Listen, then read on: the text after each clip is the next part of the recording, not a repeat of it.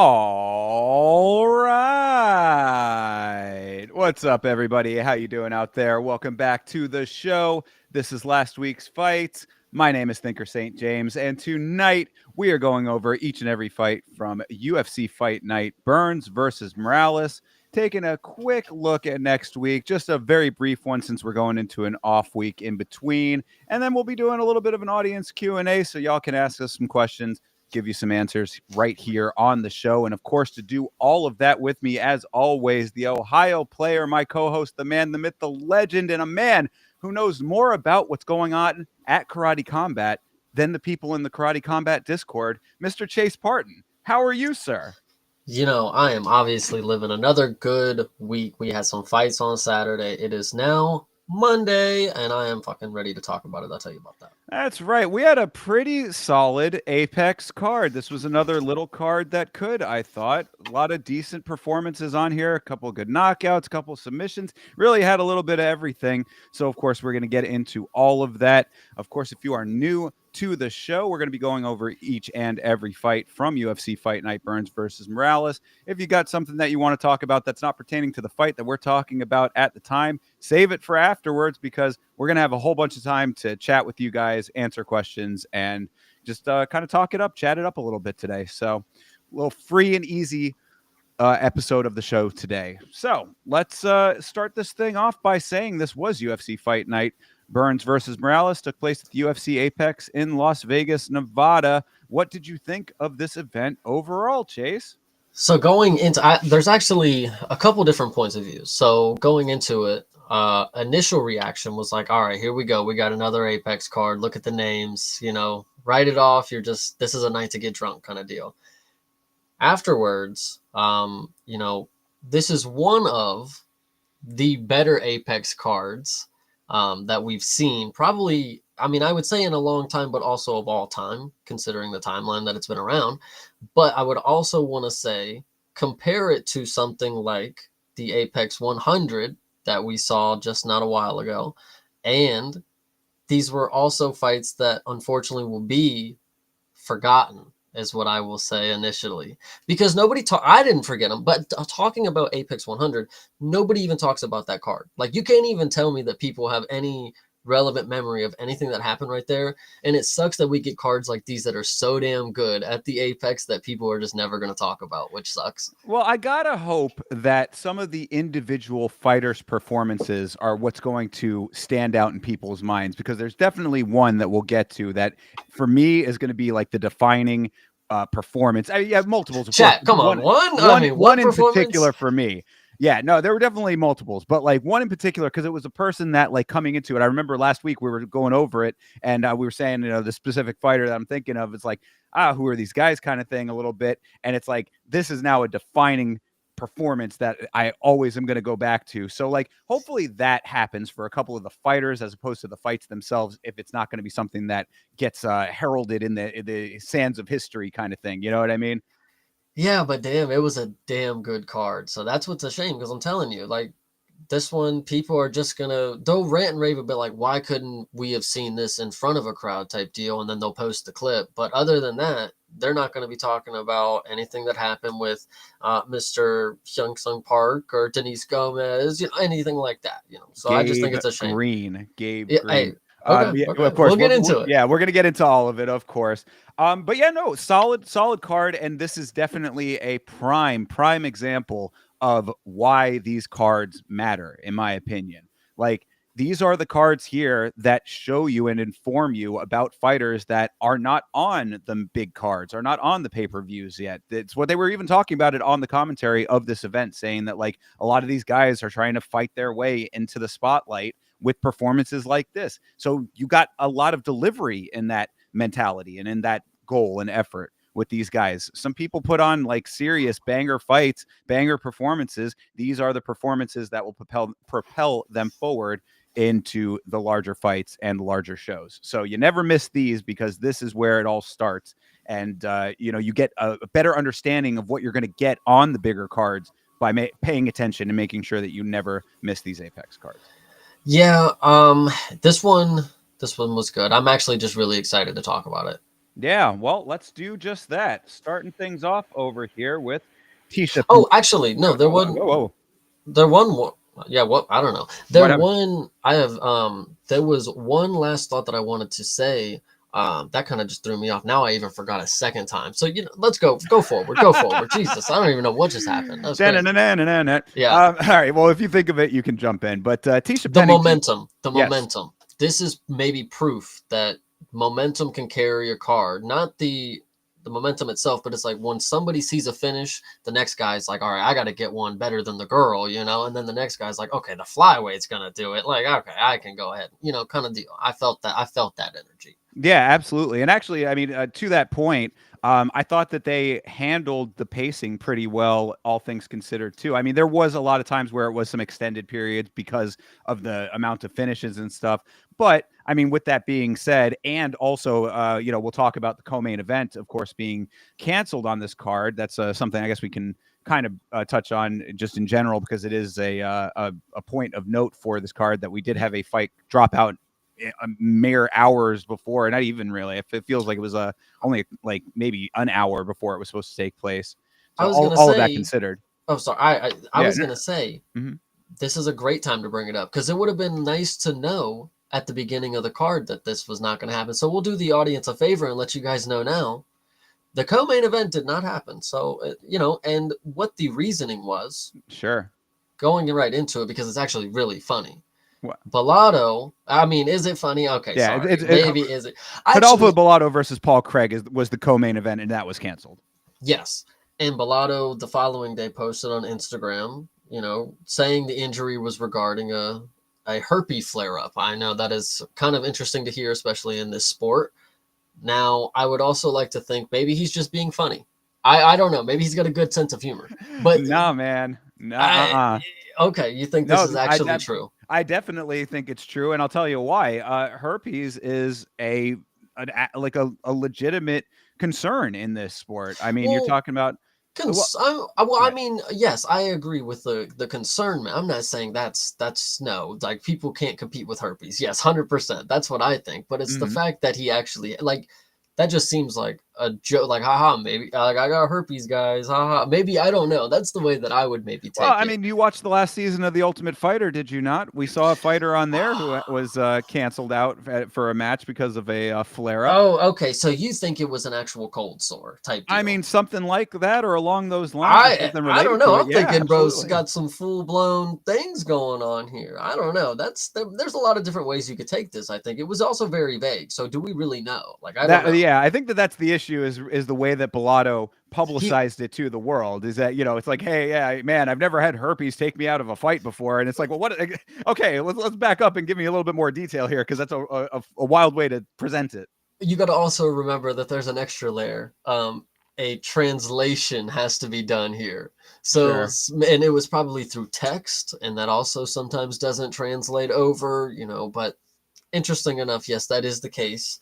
Um, I don't know, man. That's crazy to me. Just that Yeah. that that went down, almost went down. The fact that he walked into the building was actually, uh, like when people, even Toby specifically, he was mad that he got to watch the video of Bellato walking in earlier, and then that he didn't get to. He's like, I just saw that motherfucker walk in, like Yeah, no, so. it's a good point. But what I say about this, said it on the watch along, and I think it's a good point, is that you'd rather have like so for anybody who is betting on this fight, you would rather have this scenario than the fight actually happening because if you were betting on Bellato and he went into the fight and was not able to compete at the level that you were hoping he was going to be able to compete at and not get the win, then trust you would rather have the no action on the bet than taking the bet and it being, the outcome that you'd be looking at then. So, from a bettor's perspective, this was definitely the ideal outcome if there was a problem.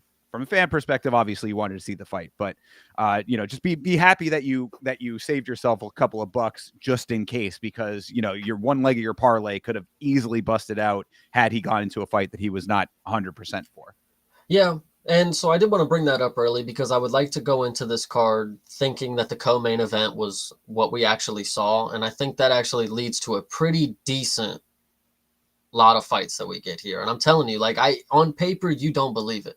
But this is why you watch the fucking cards like this, because it will leave you in awe. The people that you never would thought would do anything, they will tell you they're harmless. They will tell you they can't finish their damn lunch and anything of that sort. But they do it, and they will surprise you. Well, that's right. So, we're talking about the momentum of the event. Let's get the momentum Finally of get this into it. podcast back in here. Let's talk about the first fight of the night. Tisha Pennington, Luana Pinheiro. What did you think of this scrap between these two ladies, sir? Yeah, I'm actually glad you started it by saying it was a scrap. Let me Hmm. say, this one was a pretty damn good fight. As the fight was happening, fight of the night for sure. I mean, you can't contest that. So they were doing their damn job out there, swinging, and I did think this was going to go to decision, unfortunately. But in the moment, I actually want to say this was a lot closer than I think people realize. They were going back and forth, but I think securing one round for Luana is probably the right call. But I think even 1 and 3 were close enough that it could have been something interesting here. So the fact that people were really like high on Tisha Pennington, I knew a lot of people that were telling me she's a lock. I mean, she did win, but for the fact you were that confident out of a fight that was really really close, the striking numbers are definitely not telling the story here. It was really close in my opinion. No, I agree completely. I thought that this was a really nice fight to start this thing off. Both these women were throwing for most of the fight, really active on both sides. I think that the only big difference maker between the two of them, because like if you took this factor out, I thought it was pretty much almost even across the board. Like you'd have to really be going with the clicker, like we talk about, to Right. give an advantage. But the real difference maker was Tisha's kicks. I think that those were the things that kind of set her apart, which is crazy considering how tiny she is. She's the tiny tornado. And against Pinheiro, you could definitely see the size difference, but she was consistently throwing some really impressive kicks. And Luana keeping distance, you'd think would have been a bigger advantage as the taller fighter, but Tisha was managing the range really, really well. So, with all of those as the factors, in the moment, I personally had Pinheiro winning it. I mean, granted, on the watch along, we were just starting, so it was like I was kind of, we're talking to the chat. We were just getting into the flow of the evening, so I wasn't like as locked in as sometimes I am. But like in the moment, I was like, oh man, I mean, it's kind of crazy that they gave it to Pennington, but overall, I mean, that just shows you how close the fight was in the grand scheme of things. I'm telling you, I kind of think Panera won too. That's funny you say it. I mean, at the time I'm rooting for the boys. I want their picks to win, but like, I don't know here. Did the judges also want the boys to win or what? Because I kind of thought it wasn't horribly um it wasn't horribly one-sided to either one of them. I mean, it was damn near splitting hairs, but in my opinion, from what I was watching, I agree. I thought Panera was doing it. But Yeah, it was a close fight, as we said. I mean, 2-1 Torres is fine by me. Like, it definitely wasn't one where I'm like, oh my God, robbery of the century or anything like that. Pinheiro did have a couple of really nice trips in the third, but like, if that wasn't enough to swing it, again, I'm not going to be like, man, that's so crazy they didn't go that way. she tripped Uh, her like 4 times, like it's four or true, five yeah. times. Yeah, and that was really like where it was like starting to swing, but it was just too late at that point. And the trading was just pretty consistent. But that's the problem too in fights like this, when it's like really even. Like there has to be somebody that pulls ahead in a definitive way, and if not, then you end up with a situation like this. You know what I find fascinating is like, in my opinion, yeah, the takedowns, you're still saying, she didn't pull ahead. It's like judo is a form of martial art too. She flipped her like or like tripped her or whatever you want to say. It was all in However, one round, though.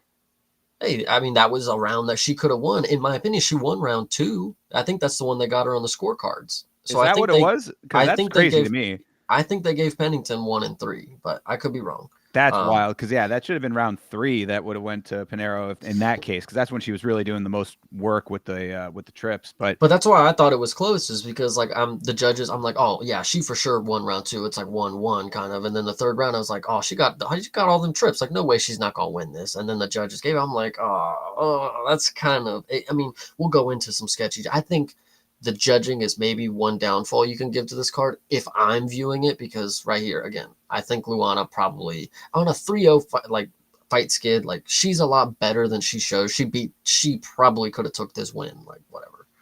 Yeah, and that is unfortunate for her. Like this is a performance that like it should have won against a different opponent. So like being on a losing streak now and that being one of them, that's really like an unfortunate look for her because it's not like she's getting finished. It's not like she's out here, you know, like slouching through some of these fights or having really bad off nights. It's just good, consistent performances that she happens to be on the losing side of. So that does suck for Pinero. And Pennington did take 1-3. Beeb can confirm. So I Beeb would just like to confirmed. say. Well, shout out to Beeb. Shout out to everybody in the chat, by the way. Appreciate you, Beeb, Money J, David Burns checking in. Shout out to Didgery Dave, Rick Allen, and John Dong. TJF, I saw you earlier, my man. And TJF actually shouted out Bloomis. We didn't even give him a shout out because I didn't even see his comment. Shout out the man, the myth, Bloomis. That's right. Shout out to Bloomis always. But yeah, so I mean, this was either way, you know, a decision aside, I thought that this was a really nice way to start this card off, like especially because there was Surprisingly. that and also one of 3 women's fights on the card. So obviously you want to have good fights for that because the haters out there would have been jumping on this from the second that it started had this not been a great performance on either side and not been an entertaining fight. So this was a good card for the ladies, and this was a good one to start things off. For the ladies. That's right, ladies. Very good shit. So, all right, well, let's move on down to Hyun-Sung Park versus Carlos Hernandez. This Park guy showing out in a big way. Talk about changing the perception of Road to UFC, guys. I mean, I don't know if he did all that because I didn't come away thinking that initially. I just came out thinking like, man, Carlos Hernandez really sucks. Like, what the heck? Like, holy shit. Like, Hyun-Sung Park is really good. He's really fucking fast, really good in the grappling. Obviously, will go for a fucking finish. But I mean, yeah, I mean, I just got to see him against better competition. I would love to see it because he is somebody that I could see against a good competitor putting up a good fight. I just want to see that. Like, you know, smoking Carlos Hernandez, like, all right, get him out of here. Get him out. Like, yeah, I could see that. I guess what I mean by changing the perception is that we're starting now to see in select instances some of these Road to UFC guys have some legitimate success in places, I would say. What? No, I oh, mean I you're mean, not agreeing with yes. this?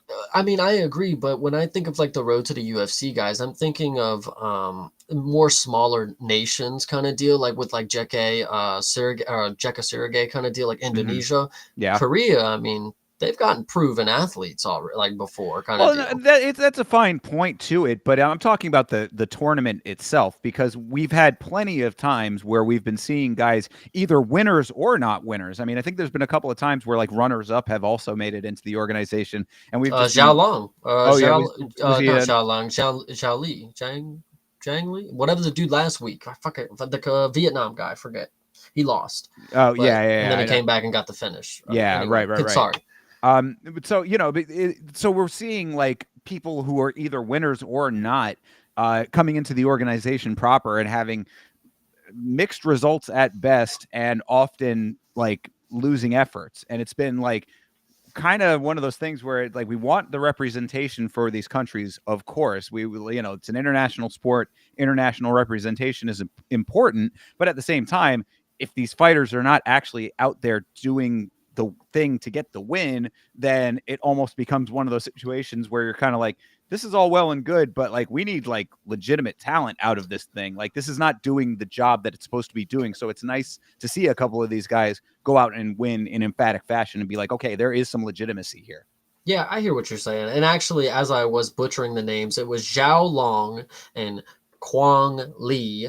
You know, those were the two names I was mashing together. But those are two guys that I would also agree are proving your point here that there are talents coming out of here that want to show that they are here to stay. They come out and get finishes. 2 submissions back to back by Road to the UFC guys, by the way, with that. Actually, but either way, you know, whatever. Yeah, So, well, and then also Rongju is another Road to UFC guy who is definitely a talent to keep an eye out for and remember. So yes, Andrew Ghibli is somebody to keep an eye out for, guys. Come on. you're going to remember him one way or another. So, but maybe not for the right reasons. Either way, though, that's all of them. How about Hyun Sung Park himself? Park did a great job in this fight, I thought, aside from all of the things in the finishing sequence. Going into it, though, starting this thing out, he did a really good job of cutting off the circling of Hernandez. He was walking him down, got him backed up to the cage before even trying to tie him up. Then he gets him tied up, gets him to the ground, finishing the job after that. I mean, it really was a bang, bang, bang kind of thing. So I can definitely like understand your perception of it being like, yeah, this Hernandez guy. Ugh. And it also hurt my feelings a little bit after seeing his performance, hearing that like he spent all this time being a coach and he's, training the next generation of fighters. I'm like, oh, maybe we need somebody else training the next generation of fighters. I hate Yeah, hate to what do say you it. think the camp thinks? Like, they're like, all right, this is the guy that's been training this for the last year. He's got a big fight coming up, and he gets smoked in a minute. I wonder if you do Ugh, question? I mean, good, you're around a higher level talent. He's obviously better than a lot of people of in the course. sport, but like, I, I wonder if a couple people left. I'm just curious. I gotta believe that the people that know and train with him are, are good, loyal homies. that's Yeah, that's what I'm true. I mean, that's what I'm gonna hope. they're not gonna go to another camp. I'm obviously bullshitting. I mean, they got a home there. They're gonna obviously ride for the guy. Yeah, But I'm just being joshing around, guys. they're not pulling the red one from the cage, going over Right, and right, saying, Carlos Hernandez, you've done everything for me that you can. You're being lapped, but well, exactly. who knows? Either way. The ending sequence in this fight was really nice for Park. Great fluid motion to get the back on the takedown. Hernandez with no answers on the ground, and I think that was really his biggest fault in all of this. Not obviously not doing much striking wise either. There wasn't much on his side in this fight because it was very quick. All this took place in the first round, but really the biggest problem was when it went to the ground, nothing doing, when he's getting flattened out easily, fairly textbook rear naked choke for Park. Not a great showing for Hernandez, unfortunately. Yeah, I mean that's unfortunately the case. I mean, Carlos Hernandez is just not somebody who I had a lot of high. I mean, the dog number would have led you to believe that there was some hope here, and there was not. So Yeah, yeah. Well, we'll talk about another dog that screwed everything up for me. I will tell you now, before we even get to that fight, I predicted every fight correctly on this card except for one, and that one fight screwed up everything for me. So this is one of those really, really hurtful cards for me in that respect. Doesn't take away from the quality of the card, just putting it out there as a teaser, I suppose. okay, yeah, All I hear you. right. Anything else on Mr. Park and Hernandez here? No, sadly, I mean, I wish there was more to say about performances on this card, but we'll get into a lot of them, and Yeah, I it's guess, and one thing to say as a general note about a lot of these fights where the finishes were quick is that it's great to see these fighters at this level getting these finishes because it does make them look better as far as their record goes and gets them the fights that they need. But it's hard to utilize this information effectively considering the factors. Like, I would not necessarily now think that Hyunsung Park is like your lock for the next card that you see him on off of a performance like this. You know what I'm saying? Like, you got to keep everything in perspective as far as like what you're seeing and what information you're taking away from these fights, because this is now going to get Park into a better fight. So there could be a better competition between him and his next opponent. He could do it again. That's not out of the question, of course, but it's the perspective that you have to keep, just knowing that he's able to do these things. Can he do that now against better competition? I personally would.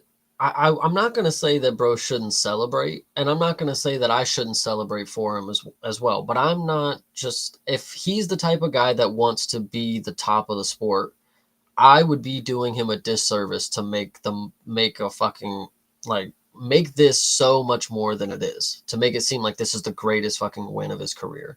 And it was a great win up until now in his career. I mean, obviously he's 10-0, whatever. Every win is going to be the best one, but like he's got more to do, and he's got to do it against better people. So I just feel like I gotta put the motor in him. I'm not trying to be like an asshole. I hope he understands. I'm just trying to let him know that, dude, there's going to be better people, so just keep on the grind and keep going. You got this. You're doing Yeah. good. And he seems like the type of guy that knows that that knows that he wasn't like out there, you know, show like going crazy or showboating or anything like afterwards. Like Yeah. he was fairly composed, I would say. So I think you're going to get that out of Hyun Sung Park here.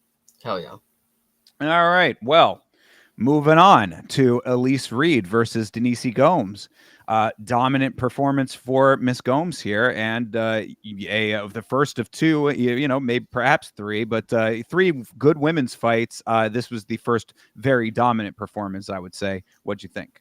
I think this one was pretty funny, but let me maybe break down the fight a little bit because I thought Elise Reed had more of a chance than she ended up having. And at first, I didn't think she looked horrible. She was doing good with the kicks. She was keeping her at range, not letting her get inside with the power strikes. And then unfortunately, she gets caught with a straight and it just pops her goddamn eye, like right underneath her eye. Her eye is swollen and she's on the retreat and she's getting fucked up. And then somehow they get to the ground, I believe. Maybe she took some more strikes. And then they stay on the ground for the entire rest of the first round. And what's funny is Denise Gomes didn't attempt to stand up once. I mean, you know, the commentaries talk about how she wants to prove that she's a well-rounded MMA player, you know, fighter now. Like she's not just a striker. She's got to show that she's got the grappling. And it's like, dog, after what I see her do in the first 30 seconds of round two, stand up. Just get the fuck up. Just what are you talking about? Get the fuck up. Do not fucking sit there because we're in the apex too. So she's gonna listen to that. She's gonna hear the fucking commentators glazing her fucking wrestling while she's just laying in fucking side control. And she's not gonna get up and knock him out in 30 seconds. Like, yo, just get up and knock him out in 30 seconds. If that's what you can do walking in the second round in 30 seconds, you could have done it in 5 in the first. Like, I'm confused on where the disconnect here. Like, Exactly. Do what you do best if that is the method that's going to get you to victory. That mentality that you're outlining right there is why Bilal Muhammad does not have a belt right now. yeah. You know? No, I mean, look, I do have it in the notes as well. That like, yeah, you know, first round, great for Gomes. Nice elbows in that round. Few hard shots were landed. All that ends up on the ground. Not much doing there. I say if Gomes developed a ground game, she could be really dangerous, but she does not have that now. So it's like, yeah, I agree with you completely. And also, this is, I think, one of the big reasons that I was skeptical going into this fight was because Gomes has had problems getting muscled around in the past. You know, she's takes a couple of losses off of some dumb navigation of fights, like a fight IQ kind of issue, I would say, based on what her primary skill set is. So it's nice to see that, like, yeah, if you're going to go to the ground, I guess at least you can keep control against Elise Reed. I'd be very nervous if it goes to the ground against anybody else, if that's what you're going to do on the ground. But like, it's good to see you get back to your bread and butter and actually win a fight. Then, like, don't go out here like trying to prove things that you can't actually live up to because you have the skill set that will win the fight. So just do that. Like, it helps you to be well rounded. Of course, you should be well rounded. But if you're not yet, or if you're still developing it, or if it's like a minor skill set that you have compared to this much greater one that has been proving to be successful, considering the mouse under Elise Reed's eye going into that second round, then yeah, just why don't we do that? Dude, yes. I don't know how she didn't finish her in the ground and pound. She didn't attempt any ground and pound. Like she just let Elise Reed hold on to her and she was just trying to maneuver different positions, you know, switch to side control and I'm caught up in, the half guard, whatever the case may be. None of that. Stand up, get back to the feet, tell her, bring that busted eye back up here. No 3 minutes of you resting on the fucking back. You're gonna get back up and I'm gonna do the combination that I have planned for the fucking second round. I'm gonna do it. I'm gonna scratch that. We're going to plan fucking C then. Plan B's coming out now. Like I don't get what this shit is. Like, ugh. Yeah. But it was a good finish. I'm just being an ass. But no, it was great. She actually did. She fucked her up, guys. Yeah, exactly. And I mean, look, we go back and say it time and time again, but when you see women with knockout power, keep it in mind and remember it because it's very rare that we're seeing women getting finished on the feet in the UFC. So Denise Gomes, a woman who's actually able to do that, round 2 started and it was all over. Heavy shots right out of the gate. That was, I think, a really solid strategy. You talk about fight IQ. I mean, it was very nice to see that she recognized how much work she had done in that first round and wasn't pussyfooting around saying, okay, let's go for some angles. Let's see if we can do a level change, blah, blah. No, it was just, okay, I screwed her up pretty bad in that first round. I'm going to go and work her over again. Ends up doing that, gets the finish.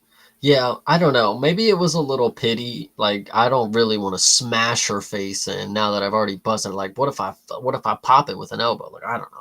But a clean knockout is always great. So shout out to her for putting it out on the feet. Love to see this one, especially from the women, because even going into the second, this is expectations, right? After the first round, there wasn't no knockout, there wasn't no finish, and she was wrestling. You're probably thinking, "Oh, brother, we got a doozy coming for us. No wonder it's the third fight of the night, hidden in the card, kind of deal." But no, Denise Gomes, hey, shout out to you. Yeah, and I give Reed credit because she was advancing throughout the entirety of this fight. She really was walking right into a lot of what Gomes was throwing at her, but that's the Hands problem. down. Exactly. I was going to say she was literally walking into the fire. I mean, Reed leaves herself so wide open with the low guard. They were saying that it's, because she has a taekwondo base. It's like, if that's the case, then you need to mix in the martial arts significantly in order to adjust to that, because you cannot be walking face first into these shots. I think a lot of times the women are a little bit, maybe this is a generalization, and I acknowledge that that may be the case, but I think that sometimes the women are a little bit more they're more confident in walking into shots because there are so few females with knockout power. But it's like, I mean, then you go up against Denise Gomes, who actually does have that ability, and you find out what happens. So, you're fucking around to find out if you keep your guard as low as Elise Reed does. Yeah, and you're talking about correlations here. I mean, Manon Farrow found out the hard way what happens when you don't fucking put up your fucking card. So, Bingo. yeah, Broken goes the nose. Yeah. yeah. So Elise Reed now 8-5, which is, that is a horrible, horrible record. So, But it uh, wasn't a horrible performance. I mean, no. she was actually looking pretty decent, got popped up, and then she actually did a decent amount of fighting through that to get to the second round. I think give her another one. Line it back up. Fuck it. Give her Victoria Dudikova. Fuck it. Yeah, exactly. And I mean, women's MMA, this is definitely like a case where that could be a possibility. They keep around a little bit longer sometimes than others, and with a performance like that, even in getting knocked out, at least that she's going to advance. At least that she's going to throw hands. She's not going to be sitting here turtling up and stuff. So yeah, I think that that does make sense. Yeah, Elise Reed can stick around for at least one more. Hell yeah. All right. Speaking of ladies, the other ladies fight on this card, and a controversial lady in this fight, Luana Santos versus Tainara Lisboa. You want to talk about controversy, brother? There was no controversy in the cage, though. That's all you Facts. need to That's know. facts. No, you're She right about came that. out here and she did exactly what I figured she was going to do. You can check the verdict for it, guys. Luana Sub was in the fucking book. She's a grappling genius.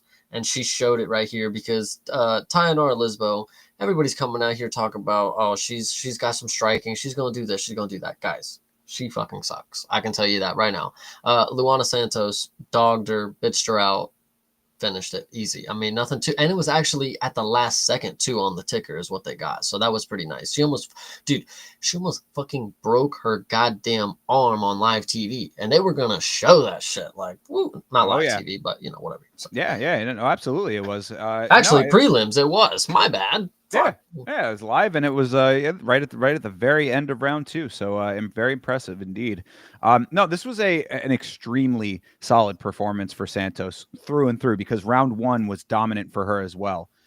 So anyway, I mean, like, I do want to at least acknowledge that Luana Santos. There's an entire video on the Yama channel all about Miss Santos and some very bizarre behavior that she has engaged in. I'll leave it at that. Go ahead and check the channel out if you want to see more about what I'm talking about there.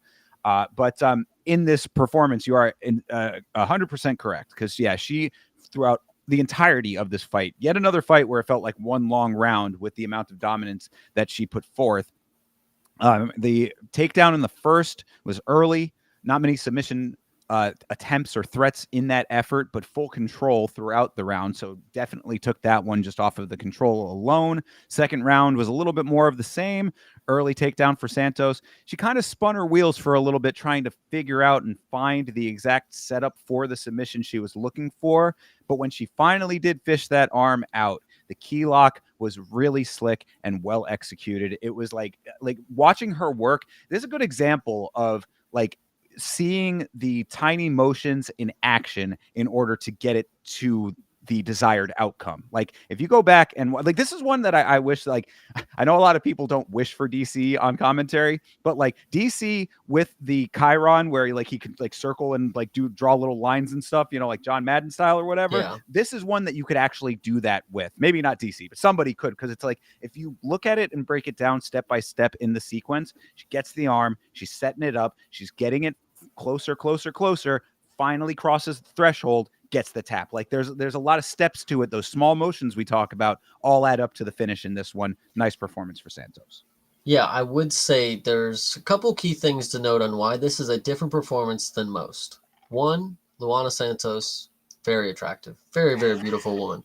Second thing Weird is that she is weird. The next thing is that most performances like this, in any other scenario, very boring, very lackluster, nothing going on. Oh, she's laying on her. She's not even throwing strikes. I mean, efficient on the books, 50 for 57 is what they have. But like, honestly, she probably could have thrown no strikes. I could have told you, I couldn't tell you no different.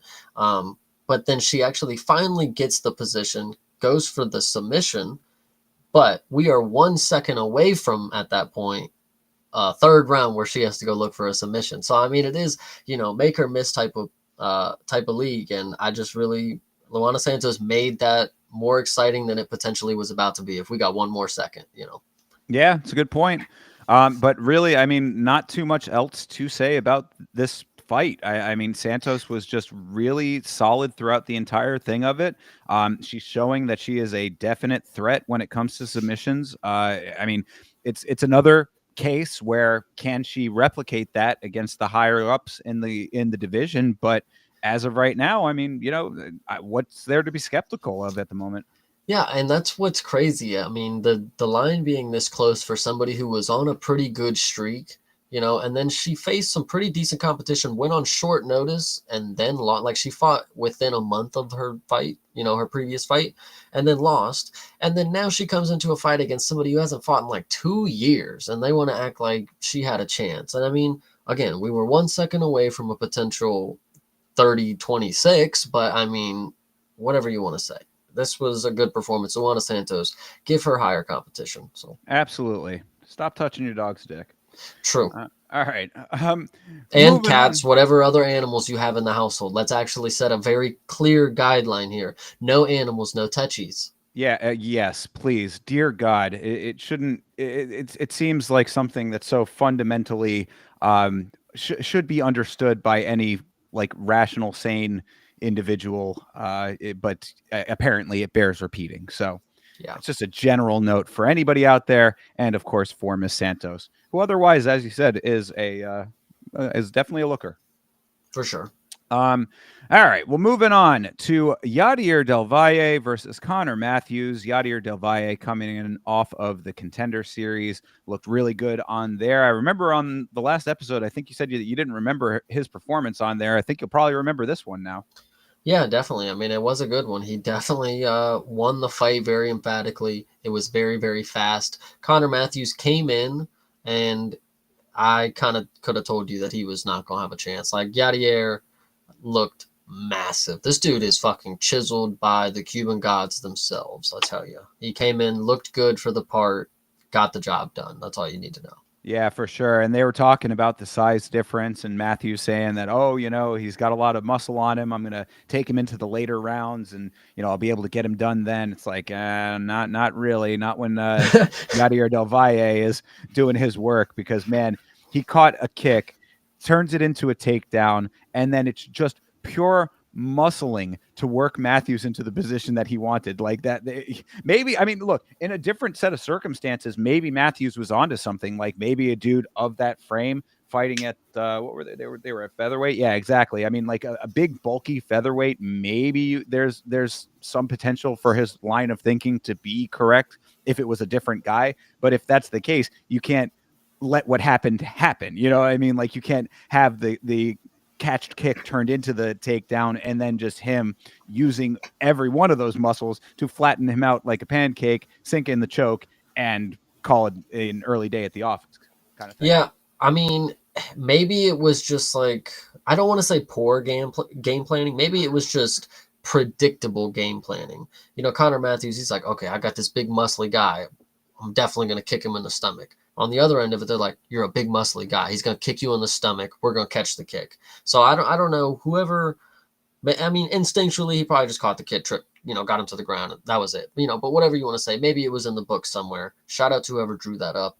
This was a great finish. Yeah, it really was. And yet again, I mean, like it's tough. It's consistently you're going to be hearing this, of course, but like it's hard to say that like now, oh, Yadier Del Valle is next up because it's like he did it on the Contender Series, he did it now here in the organization, yes, but like there are a lot of other people that he's going to have to go through to like really make that point, as like I am that dude. But this is certainly a good way to start that off.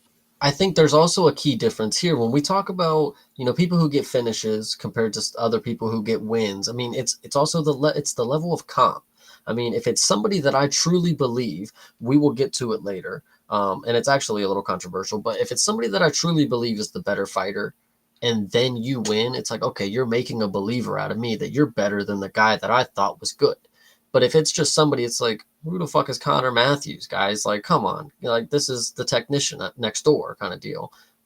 And then he comes in and smokes him. It's like, okay, well, let's get you against a real fighter now kind of deal. Like, I don't know. Exactly. So that again, it's the same point from Hyunsung Park as here. It's like these are nice wins. These are impressive wins. These are wins to keep in mind when you're making your predictions on future fights and stuff, but really take the competition into consideration and look at it holistically as opposed to, man, he's coming off a really big knockout. I got to put everything on him, Yeah.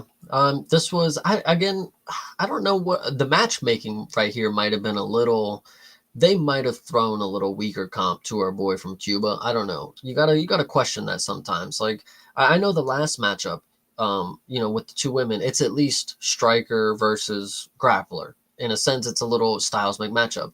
And this one, you have God and just a man, and it's like the dude just does everything better than him and just smokes him real quick. So I don't know. It Yeah. didn't feel like there was a matchup here kind of deal. Right. Yeah. And I mean, Matthews 7-3 at the time, I mean, like, so it's not like he hadn't been in some fights where he was on the losing end already. Del Valle, of course, 8-0 coming into this fight, now 9-0. It could have been a little bit of a stepping stone. It's very interesting to like see how they decide like who to give those types of fights to and who end up getting like the older, more chiseled veteran types of guys that they like really have to work very hard to get through in order to prove themselves. It's the matchmaking is a little all over the place depending on like where these guys are coming into the organization off of the Contender Series. So this may be a little bit of a layup for him, but if it was, then at least he laid up and got the points, True that. Yeah. So Yadier Del Valle, definitely a name to remember. And keep in mind also, people, not the Cuban Missile Crisis. This is the Cuban problem. So slightly less than a crisis, but still a big problem. Gotcha. Yes. We already have very big problem. Yeah, we already have a Cuban Missile Crisis in Julian Marquez. This is a problem from Cuba. Remember that. Yes, I hear you. All right. Jared Gordon, Thiago Moises.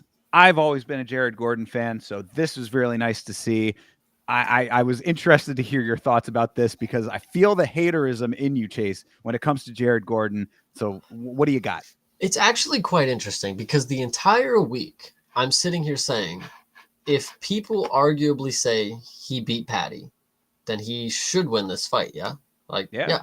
And, I was looking around and a lot of people were like, well, I kind of had it Patty kind of deal. And I was like, okay, well, if he didn't arguably beat Patty, because I wasn't here for that. I didn't watch that live. I may have watched it a time or two, you know, and rewatch, but I wasn't there for the moment, you know. Sure. I don't know. Going into this one, I can firmly tell you that Thiago Moises is somebody that has always stuck out to me as the inconsistent one of them all. Because in the fight, there's been fights, and actually, to make a point, there's been fights where he has won and he has not looked great, in my opinion. There have been fights where he has went to war and he has looked damn good. And I took that as, okay, he just needs to, you know, he needs to get into the mode and then he's ready to go. And then he's locked in and he's going to, you know, he's ready to fight. But when you have a fight like this and you're thinking that there's going to be a war if it needs to take place, and you have one round uh, of fucking action and it's 3 minutes, 2 minutes take place where it's, you know, ground and pound kind of deal. Not ground and pound because Jared Gordon wasn't necessarily getting the strikes off, but Thiago Moises was off his back, throwing some elbows, split open Jared Gordon. That's where I was like, boom, Moises is in the zone. You know, he's on the ground, he's on his back, he's fighting for it here. He split him open, cool. Then we get back to the feet, and then the unthinkable happens where Jared, this dude's nickname is Flash Gordon, and I believe it now because nothing was real about what I just witnessed when he fucking knocked out Thiago Moises clean cold in rewatch. It maybe was a little early, like he was conscious after he hit the mat, but he was out cold on the way down. He was definitely knocked out Jared Gordon with a fucking Hail Mary of a strike. I don't even know how the fuck he's done it still. Thiago Moises is covered in Jared Gordon's blood, falling to the mat lifeless, gets pounded a couple more times. Ref calls it, and all my initial thoughts came true. Like, Thiago Moises is just the actual, he's the epitome of inconsistent because nothing matters. Just nothing that he does matters. Let me make a comparison here. Tiago Moises to me is very similar to what Mike Malott would be if he gets into situations that he doesn't want or anticipates. Like, I think that there's a similarity there where it's like Tiago Moises is a dude who thrives in a fight that he is dictating and is able to anticipate what's coming his way. If there are things that happen in the fight that he is not expecting, then he cannot readjust quick enough to anticipate and get the next set of motions in action. And I think that Mike Malott has similar tendencies. Like, I think that that's a pretty apt comparison between the two of them. Now, this fight was not similar, of course, to Mike Malott's last fight. Mike Malott had the fight that he wanted in his last fight. But this here could have been more like that for Moises. However, Jared Gordon is a tough dude. He is a gritty, grimier fighter. Like, he's going to be a guy. Like, the thing that stuck out to me from Jared Gordon in this fight was very early in the fight, starting things off. Jared gets a push trip. Like, he ends up like, I think Moises went for a kick, I believe. I think that's what it was. Either that or it was Moises threw an attack of some sort. Jared catches it and pushes him down with the trip as well. So it's literally just like back the fuck up kind of thing. And it's like, oh shit, well, okay, now I got a tough guy on my hands over here. Right. That I think that having that type of fighter does not bode well for fighters like Tiago Moises, who like a more controlled, regimented type of performance. And when he can't get that, it starts to really agitate and throw him off of his game. I want to make two other notes. The one thing is that when going into this fight, a lot of people had a misconception. They're like, dude, Jared Gordon's 36. He's fine. And I'm like, guys, he's 38. Believe so. Let me double check that. Maybe I'm thinking of somebody else. Hold on. Oh no, he is 36. Okay, it's a different one. But either way, 36. It's not young. He's on the back end here. And when you go into this fight, and the second note is, when you look at these two dudes and you're making a pick, are you going to pick the chiseled guy or are you going to take the pudgy one? And this is where fighting is so interesting because a guy like Jared Gordon can somehow upset everything in your fucking ticket by being that dude. So, well, and so let me address both of those things. First, of course, physique does not equal power. We know this. So that's just something to keep in mind across the board. You know, you're the most chiseled fighter on the planet can still get knocked out by dude who looks like Country Roy Nelson, you know? Yeah, So that's number one. Number two, I think that it's probably about time, especially when we're talking about this level of fighting, when we're talking about these Apex cards, you know, it's kind of a grab bag of talent levels. I think that we need to evolve our thinking a little bit when factoring in age as a major component. I'm not saying don't do it because it is. See, I understand. Because I see the face you're making. I understand that it is a component that you should keep in mind if there is a big discrepancy. But like overall, we've seen a lot of times, time and time again, really, where some of these older fighters at this level have been able to get really nice finishes and wins that completely trump the line of thought. yeah. So, you know, if you're going to consider it, I would say make it just a smaller component of a larger analysis. I gotcha. I gotcha. So what he's saying, guys, is that Stipe. I'm not going to go further. I didn't have All more. right, all right. Look, I speak for the old heads out here. You know, I gotta be a champion for us old guys, and Jared Gordon is also a champion for us old guys. So how about that? I mean, you know, you can think however you want to think about it. However, if that was the one criteria that you had, and that led you to your opinion here, especially considering that Moises was even money, that would have been very attractive to a lot of people. I would think. You know, I mean, this is what you can end up getting. Yeah. No, I 100% agree. I was going to make a point also. Did he have anything good to say in his post-fight speech? I normally know he's actually I did hear the beginning part. He said, you know, he had a sponsorship with some mental health group or something like that. But I did a very poor job at listening to the post-fight speeches. So if there was anything important before on the ones, go ahead and say that now and then then No, go to this one, I guess. yeah, no, the post fight for him was a lot of he I actually had in the notes businessman Jared Gordon had a lot of companies to shout out in his post fight interview. So yeah, it Yeah. was a lot of that. The one thing that stuck out of the a couple of companies that he had mentioned is that he has partnered with Fight Story. That is Angela Lee's organization. That is a very good organization to support. That supports fighters and fighters who are encountering mental health challenges and things like that. Of course, it is a self harm prevention type of organization. And with, if you know anything about the Lee family coming out of one championship, they've had some pretty terrible tragedies regarding that in the past. So definitely a worthwhile charity to support. I heard that. Yeah, no, I mean, other than that, I mean, no, I thought he was very well conducted in his post-fight interview. You know, he had a lot of things to hit. Jared Gordon is a good example of how you should conduct yourself in a post-fight if you have things that you need to get to. Because how many times have we seen fighters where it's like, oh yeah, you know, yada yada yada about the fight, and then they go to take the mic away, and they're like, no, no, no, one more, one more. And it's Yeah. like, no, if you have something that you need to say on the mic, say it when the mic is in front of your face. Yeah, just don't even answer their question, you know, like Literally. just go ahead and do your own thing. They'll get the hint. They'll just keep going with their questions. You can just say whatever the fuck you want. People have done it time and time again, you know. Manel Cap, they didn't ask him if the camp was full of said F words. You know, he just wanted to let you guys know that they were. I'm just letting you guys know. Charles Radke also did not get the cued question for that. But yeah, so I agree. Just take your moment and have the time. Absolutely. Then yeah, and as far as the actual fight itself, I thought that in that early part of the first round when Moises went down, he went down very easily off of that push trip that I was talking about. I thought he might have actually wanted to go down. He might have, you know, wanted to get to his back because he is pretty comfortable off of his back often. But Jared did good work from the top, even though he did get opened up, like you mentioned. And then back up on the feet. Thiago cracks Jared with the left hand. Jared says, I'll do you one better, throws a right hand back, and that is what put him out. So, really, not too much else to talk about in the fight. And yeah, the post fight was good. So, mazel tov to Jared Gordon. This was really just a nice performance and nice to see it out of Jared Gordon, who, of course, has overcome a lot of hardship in his life as a former drug addict. Hell yeah, I appreciate the shout out on that. Absolutely. No, it's, you know, it's good to see people able to turn their lives around in a positive way. So, Hell yeah.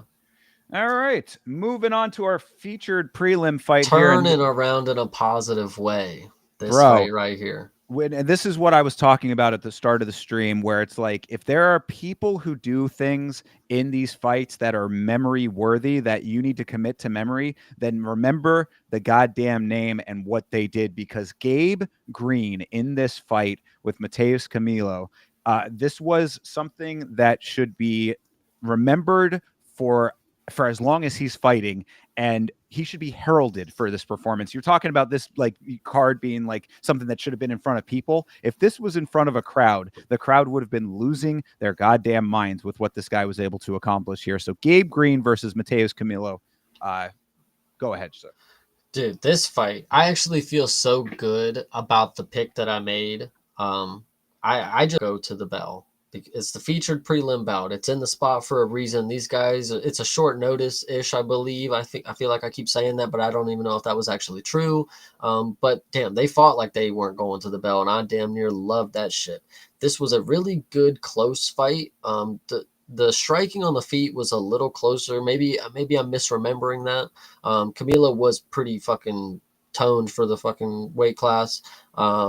But the grappling, you got to that one sequence. The only memorable thing, I guess, was the actual end sequence. Was when Camilo had a super deep sub. I can't remember what it was off the top of my head. Triangle armbar. Yeah, see, exactly. That shit was nutty. And then Gabe Green is able to recover from that, switch it, and then get the submission himself, which is pretty fucking nuts. I'm not gonna lie. So this was a really crazy fight. Yeah, let me break this thing down into a little Yeah, bit more my bad. Yeah, detail. go ahead. Because you're fine, but yeah, just because like I said it on the watch long, you're gonna get a lot of Gabe Green glazing right now from me because this was insanely impressive to me. So first round was a bit of a feel out. Nice movement from both these guys. Green was very active on his feet, so I was like, okay, he moves well. Camilo was keeping up with him though, so it wasn't like it was him sticking and moving and like being really like super fast twitchy kind of guy. It was just like you could see that there was a little bit of a speed difference, but it was even enough. And both these guys were just kind of getting the rhythm down, right? A couple of nice shots from Camilo in that first round. Really nice head body combo from him in that one. So it wasn't like Camilo wasn't doing anything over here. He was definitely doing his thing. Green did stagger Camilo in the first round, but due to the position they were in, Camilo turned it into a level change. So you didn't even really you couldn't tell that it was actually like a stagger shot, but they showed it on the replay in the ISO box. It was like he actually got touched, in the entry to the level change. But whatever, keep that to the side. Still, just an active first round. Nice heavy body shots from Green as well. That's the other thing to keep in mind. Like we're gonna talk, or I'll talk here about the stuff on the ground, but on the feet, Green was going to the body with some really nice power. And we see a lot of guys who will throw body shots out there and varying levels of power put on them. Like every one of the body shots that Green was throwing looked like it could have been the shot that would shut your liver down. So that's all off the bat. Camilo gets Green to the ground in the second round, and this is where things really start to heat up. Camilo gets Green into a triangle armbar, and it's locked in, and it is tight. All right, this looks like it could have finished like 90% of the people who had been in this position. Green even goes for the slam, but Camilo stays with it and it doesn't get him out of it. So a lot of times that gets you deeper into the choke. So it was like, oh, that's a bad move. Oh no, he could have really screwed himself here. Somehow this dude, Gabe Green, you can see he's a bald guy. You can see the wrinkles in the back of his head as he is trying to squeeze his head out of this position. The folds of the skin are bunching up on the top of his head. Somehow he is able to get himself out, then immediately transitions to the back of Camilo.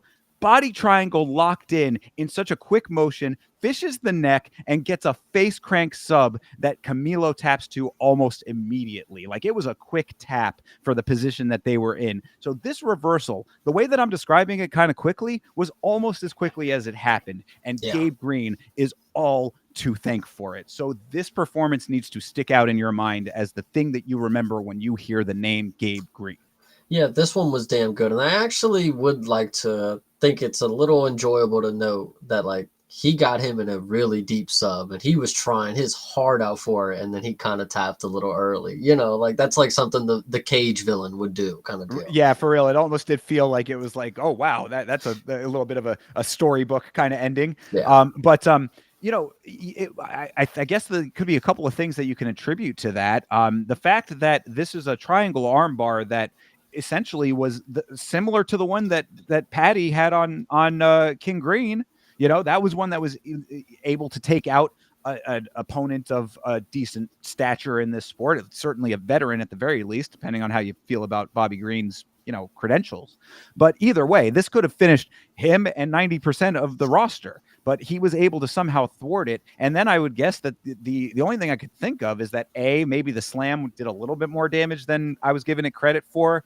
But that's a big maybe. And then B, just that he might have put in so much effort in the earlier portions of the fight that maybe he was just a little bit gassed out. But other than that, it was really like, yeah, he got that, because again, it wasn't under the neck. It wasn't like a full RNC. It was like a face crank. It was right across the chin. So for whatever reason, Camilo was just like, no mas, Yeah, I agree. No, this one was definitely good. You actually described it very well. Now that you make me remember, yeah, dude, his head was veiny as shit because he was getting the life squeezed out of him. I mean, if his brains would have squirted out the back end, you probably wouldn't have been surprised. Yeah, exactly. So, I mean, to be able to snatch victory from the jaws of defeat, the way that Gabe Green just did in this fight, a guy who also had been out of commission for a little while. This is him coming back after quite a while. We were talking, I think, a little bit about ring rust when we were talking about him before on last week. So, this is a dude who was sidelined for a good amount of time here, coming back and regaining ground like nothing had ever happened. Not skipping a beat, coming back and getting himself out of some dangerous situations. Is it or is it not true that he's a preacher? He is definitely very one with the Lord. I don't know if he's did they say that he's actually I don't know minister? why I feel like I read that or something, like this guy in his 2 years off he became a priest or something, or a preacher or something like that. That very well could be. He certainly takes his religion very seriously. That was definitely a note that he made clear in his post fight. They were talking about it a little on commentary. I didn't catch that specifically, but it wouldn't surprise me. A preacher sounds maybe more realistic than a priest. Well, maybe him and Jafil Filio can, start like an MMA religious circle of some sort. They do a Bible study together. There you go. I think that's what'll happen. Yeah, keep Bryce Mitchell out of that. The guy he'll bring a Bible into the octagon, but maybe you don't invite him into the circle. True.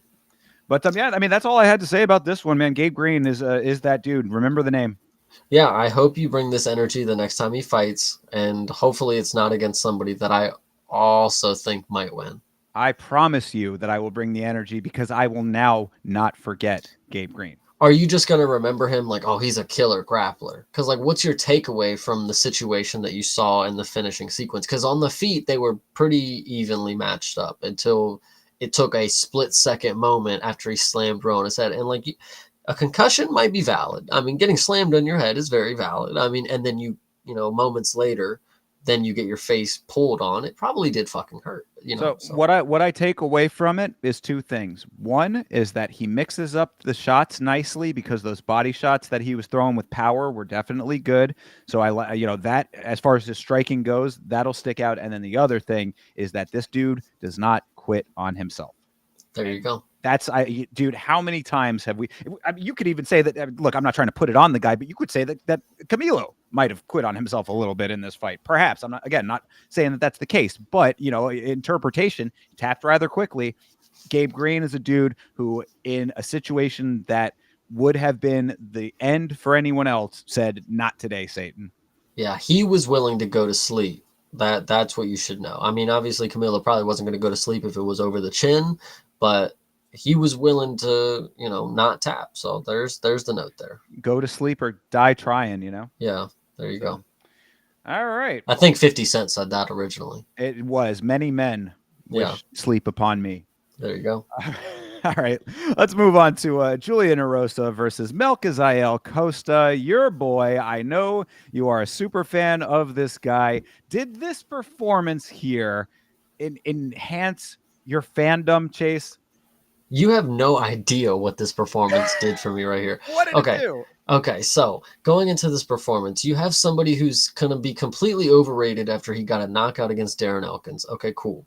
But in that matchup, he did show striking is valid. Striking is definitely something that he can do well enough that if you just stand there and let him punch you, he might be able to finish you. And also going into this matchup, I would like to believe that Melly's striking was not what I wanted it to be. I say the same thing about Chase Hooper. They're very similar in that aspect. They're very dominant grapplers. The striking could just be where I need it to be, and then I'm all on board. Um, Melly Costa finally came through with the striking that is not only impressive, but it's efficient, and it is just I the way that I was explaining it on the Discord call is that he was connecting everything was connecting for Melly. It wasn't that he was landing, he wasn't just throwing punches out there, dude. He was cracking. Julian Erosa was letting his face get punched so fucking much in this. Melly Costa is one of these dudes that the books have just been giving you the opportunity to win so much money because they don't know that he's this good.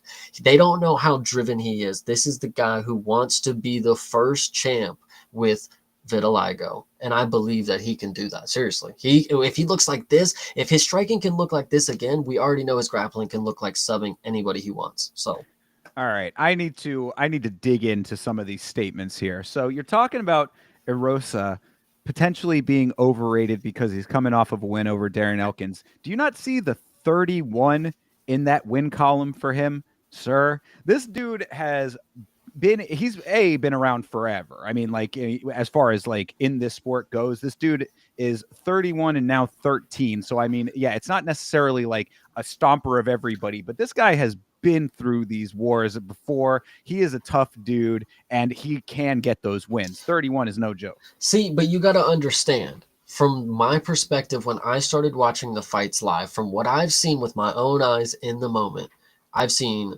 Ricardo Ramos be terrible. I've seen that plenty of times. Just saying. He actually improved. He actually came back and got a nice win. I'll give him that one. Then I see him go against Christian Rodriguez, who is a known fluke, he's known to just be a flop when the competition is high enough for him not to get not have to face somebody who's fucking just coming into the organization. And he taps like chicken super easily. Then he gets Darren Elkins and butchers him. But I know that was kind of the situational. So in my opinion, yeah, that's a little overrated of a run. If that's two fluky-ish thingies that I would consider in my mind, like it stands out to me as something that you should note. It's like, well, that wasn't like, I mean, he didn't beat the shit out of Christian Rodriguez and make him fucking tap when his own blood gurgling. It could that would have been impressive. I would have been like, holy shit, this dude is Juicy J, lives up to the name. Darren Elkins fight, the striking did impress me. For somebody that I know as a grappler, I'm like, damn, okay, he's tall, he's lanky, he keeps his range, he mixes in the kicks, and he's got power, apparently. I didn't believe in the power part because it was Darren Elkins, but coming into this fight, he actually was popping Melly up a good amount. They were trading a good amount. Right. So, well, then I guess then that leads nicely into my note about Costa in this fight is that Costa was technically proficient.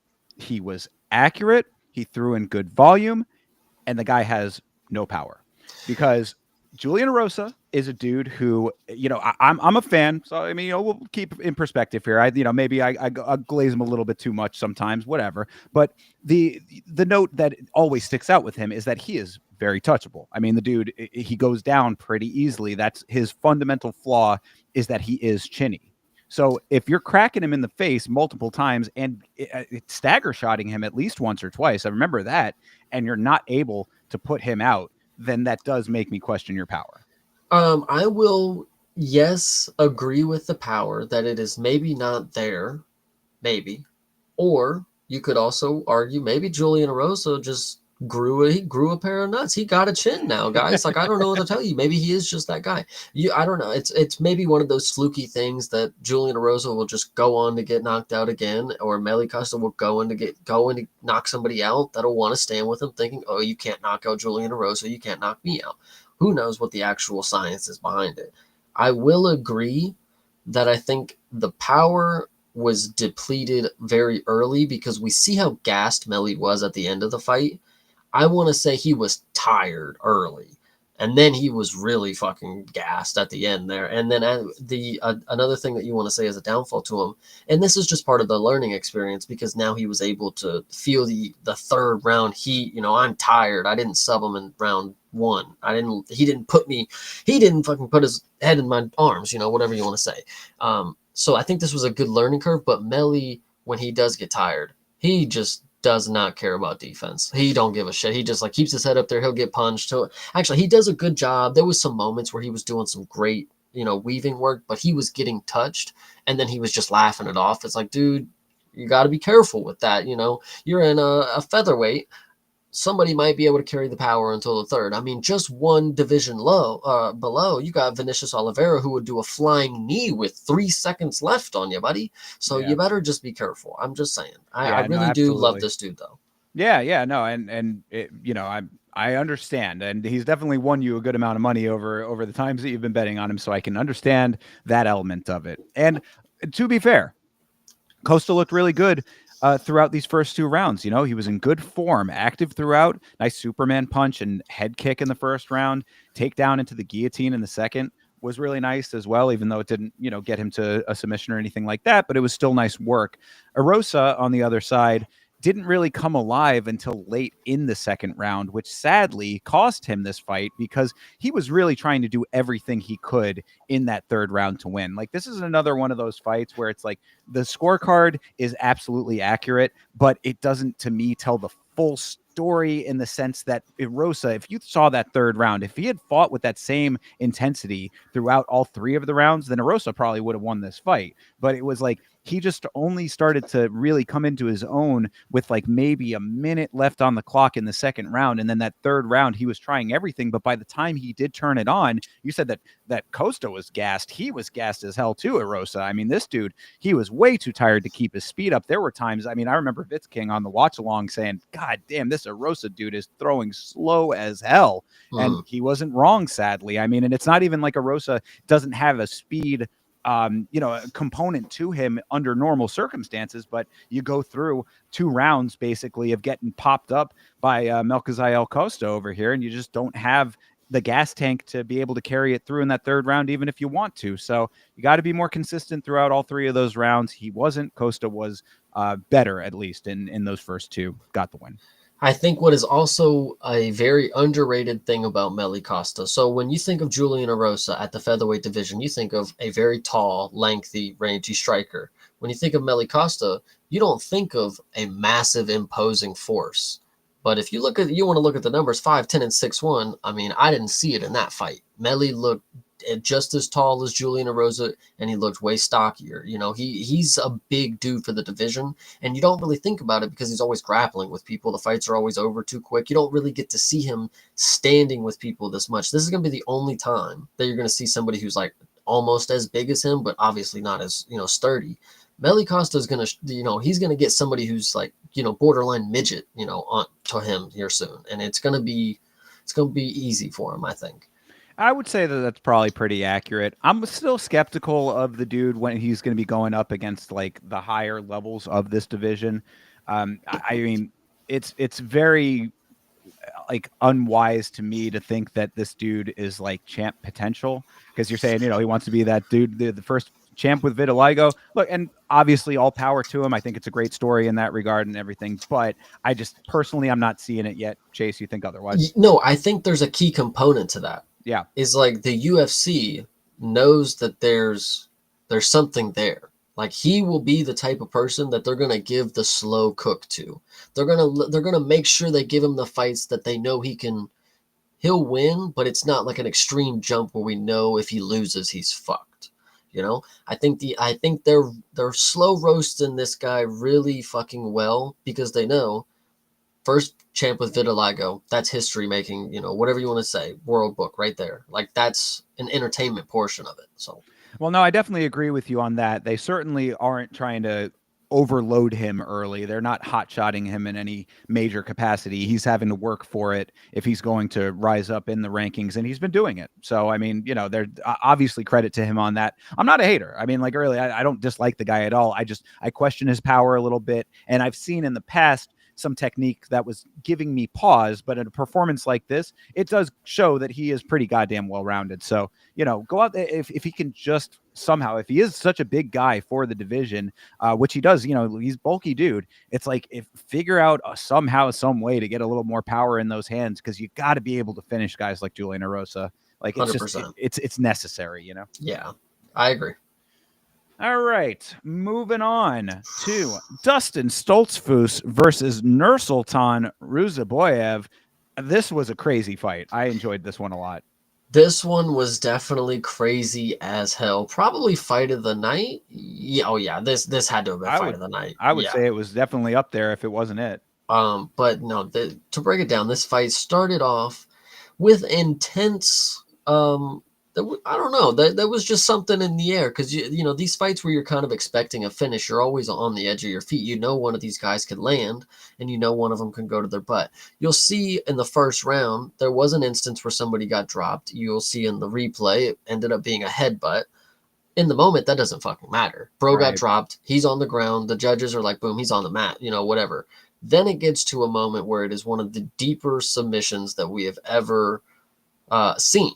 And Nursultan Ruzaboev was able to weather the storm like a fucking Chad. He actually almost tapped. It was crazy. He reached for it. Funny and then that he was you say that, And then yeah. he was like, "Nah, I'm good. I can breathe," which was crazy. I didn't notice that at first, but on the watch along, shout out to Toby. You had mentioned him earlier. He was in the chat for a little bit, and I think he was in during this fight, and had said he was like, "Did he tap?" I was like, "I saw the hand over there. He didn't actually do it, did he?" And it was like, "No, you see he the wanted replay." to. Yeah, it was getting a little close. That motion. When that hand is starting to do that, where it's like, is it open? No, it's like keep it closed, but it's like it's right there in tapping position.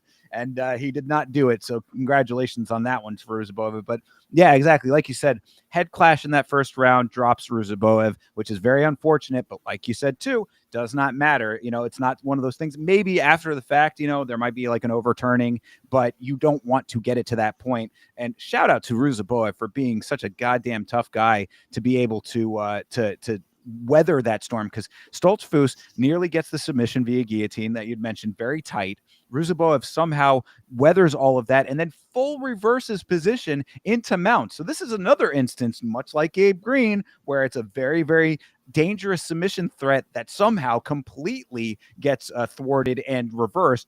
Amazing composure and amazing willpower for Nursultan Ruzaboev in that moment, off of something that was an unfortunate thing to begin with. Yeah, no, this one was pretty fucking nuts. Through the whole fight, I actually want to make a key note. I know I don't normally note this, and I've only noticed it this one time. And people would always used to make note about, like, oh, the size gloves that Brock Lesnar used to wear. Like, he'd have to get the whatever. Yeah. Dustin Stoltzfus gloves compared to Ruzaboev's in this, where it was, like, mind-boggling. I was like, does Ruzaboev have the children's gloves on right now? Like, it was serious. Like, his hands are super tiny, and he's got he's got some nice little shots that he can make, and maybe his hands being smaller makes him a little lightweight. I don't know, but he is damn good, and he's actually living up to what we thought he should be. The jump against Buckley, we now see. I mean, being one of the only people to go to decision with Buckley. Okay, I mean, that kind of holds up now. Oh, for sure, yeah. So I think Ruzaboev is coming into his own. Stoltzfus, it's another guy that you just love after you watch him a few times, because he really does just go out there and put it all on the line. Oh yeah, no, absolutely, definitely that. I mean, the Ruzaboev, like you talk about the hands. I mean, it doesn't necessarily make that much of a difference when you've got as nice kicks as he does. Because, dude, those head kicks that he was landing, spinning wheel kicks, he landed like 4 of them clean. Which is ESPN. This is actually a great moment for me to bring this up. ESPN fix your goddamn shit, because I missed a whole spinning wheel kick apparently from fucking Ruzaboev. I only got to see him through the 4 that he missed after.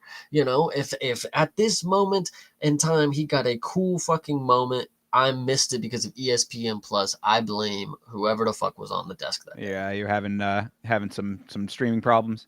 No, on Saturday, yeah, fuck, dude, it was only ESPN though. It wasn't like, it was ridiculous. damn, that is annoying. But yeah, no, Ruziboev with some really nice head kicks in this fight that all landed, and you're right. It really does go to show that Stoltzfus is such a tough. Game. Tough, yeah, game competitor because he also an uppercut early in the second round absolutely broke Stoltzfus's nose. It wasn't the same type of break that we saw like with Nicholas Dalby, where it was like all kinds of smash to the side, but the uppercut absolutely his nose was leaking all over the place.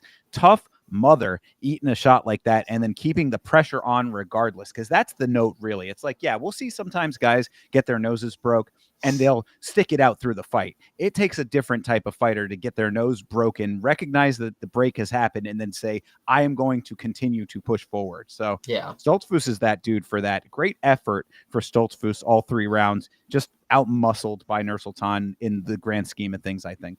Last thing I was gonna notice. What did you think of Stoltzfus's little cut for this? He had a little mustache this time, and he had a little comb over. It was Yeah, an interesting it look. was an interesting look is exactly that. I thought that the light kind of shadow beard was noticeable and I The don't know if five I was o'clock shadow. yeah, but like but obviously like trimmed so you know that Yeah. it was intentional. You know what I mean? Like that I don't know if I was really like if I was really messing with all that much, but I mean, like he's a confident dude. I could see it working for him. I could see ladies appreciating it. Yeah, dude, he's a cool dude. He's a game fighter, and I can definitely see him in a very fun matchup next. And he'll probably come out and lay some dude out. Like, I mean, he is a grappler too. Don't forget, guys. He can choke the shit out of you. It only takes one Chad like Ruziboev not to tap for you to forget. But he's got the game, and I like him. And you know what I like about this fight specifically is that both of these guys, like middleweight is a very odd division in a lot of ways because you sometimes have extremely technical fighters that can do well and you sometimes have like very brawler kind of like barroom style guys that can also do well, including the champion currently. Yeah, These guys, I think, were a great combination of everything that makes middleweight entertaining. And when you put two guys like that together, this is the kind of outcome that you get. You get a really solid scrap with a lot of, at sometimes technical elements, at sometimes brawly elements. You get the whole package in a fight like this, and it was really entertaining to watch for that reason. I actually don't remember if they gave time for the translator because Ruziboev like cut him off and was asking for one more. But I was almost at least believing what I was hearing from him out of his mouth is because Bisping was asking him like, "Are you going to stay at 85? Are you going to go back down to 70 or whatever?" I want to believe that he was just like, "I want to do both. I'll do whatever is." I mean, that's what he's been doing since. I don't think the game plan's going to change. So fuck it, let's do it. Yeah, absolutely. And I mean, really, I think it's an okay strategy. Fight it both. See where you have the better success. See where you feel better at. And if you want to continue doing both, that's up to you. But either way, if you're having success, then follow the success. Listen, look at this dude's record. This dude isn't here for the fucking money. This dude's here for the love of the game. He That's wants to facts. float around both weight classes, Kevin Holland style. Let's get it. Bring it up. Yeah, Nursultan Ruziboev now 36, 9, and 2. And how old is Ruziboev? Pretty young comparatively. Hold on, let I me mean, double check. I yeah, mean, he's not in his 30s yet. I can't believe 31. Okay, yeah, that's pretty yeah, young. so early 30s with over 40 pro fights. I mean, this is this is a dude who, yeah, you're exactly right. This is a guy who appreciates the art of war. So I like it. I'm all here for it, man. I enjoy watching him fight. I thought this was a great version of him that showed up in this fight. And again, the tenacity and the composure and the willpower to be able to get out of the situations that he was in after that unfortunate head clash. As I'd mentioned too, it could have had he lost due to the circumstances, it might have been overturned. There might have been something later on down the line that could have, made it right for him if that was what ended up happening. But he did not let it get to that point, and that's what you want to see. Yeah, I agree. 100%. This was Yeah, good. really nice. Well, we've now come to the new co-main event here because this was at the time on the broadcast that we were made aware that the co-main event had been canceled. So if you think about it in the timeline of events here, I mean, this was a shorter event overall, but we've gone through 4 hours of fights all thinking that we were going to be getting the Hidalgo Bellato versus Paul Craig co-main event. And one fight before it was supposed to take place, we are informed that that fight is no longer happening. So within an hour of when it was supposed to happen, it is canceled. So kind of crazy. Yeah, it is very crazy that because you got to think about this is the Apex, so the format of the show is already a little shortened. They don't have the TV commercial type vibes and shit like It's that. also locked in. It's very Yes, regimented at yes, the Apex. yes, exactly. So, and then you on top of that, you have fights that come to conclusion very early, not just one, because you've even seen cards where just one early finish, they're like, oh shit, get them to the desk, talk for 15, get it going. But like for this one, they didn't really do too much of that. But the fact that we were sitting there watching Rodolfo Bellato promos and Paul Craig promos just for 3 hours later, us be told that it's not happening, like I kind of respect the idea that we find out a day before, a week before, a month before at this point, because a fight before is low key nuts. Like, what did I Yeah. just witness? Like, people at the Apex, you got to remember, it's like the friends and family. 1 hour before, they're like, oh, well, shit, he's not fucking fighting. Wait, Yeah. like, what are we doing here now? We just flew all the way here. I was going to say, I mean, that's the real unfortunate note of it is Paul Craig having to come all the way over from Scotland in order to have his fight canceled is really kind of shitty. Hopefully they took care of him for that. But yeah, I mean, look, hey, herpes is no joke, man. I mean, I assume anyway, thankfully, dude, not from experience, but I obviously it was something that was affecting him enough to make it so that he couldn't fight. And again, as I said earlier in the stream, it's if that's the case, then trust from a bettor's perspective, you appreciate the fact that this fight did not go down. I know it's probably not herpes in the way that I've originally been thinking about it, but I do just find it funny that after they know, after we find out it's herpes, they're still adamant we're rebooking this fight, and I'm just like, Paul Craig, come on now, huh? What are you trying to wrestle with the guy who's got something, dude? Like, I don't know. You are eager to do it too. You're like, no, I gotta fucking fight him. No, I got to.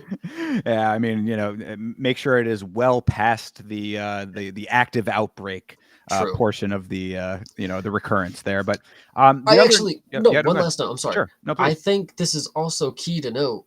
1 hour before we find out a reason why a fight is canceled, but we still haven't found out why Derek Lewis fucking pulled out against Jonathan Denise or whoever the fuck it Ah, was. I'm just confused on this. Like, why do they pick and choose when they want to let us know what's going on? Tell me it was a cold sore back then. Tell me he had a fever. I hear it well, now. What was going on back then? Let me know. see, the difference there though is that Hidalgo Bellato self-reported. You know what I True. mean? Like Derek Lewis has been very tight-lipped about that one. So maybe during Derek Lewis fight week we'll find out because he does have a fight booked. So maybe we'll get some answers then. But Hidalgo Bellato volunteering information that maybe he didn't need to.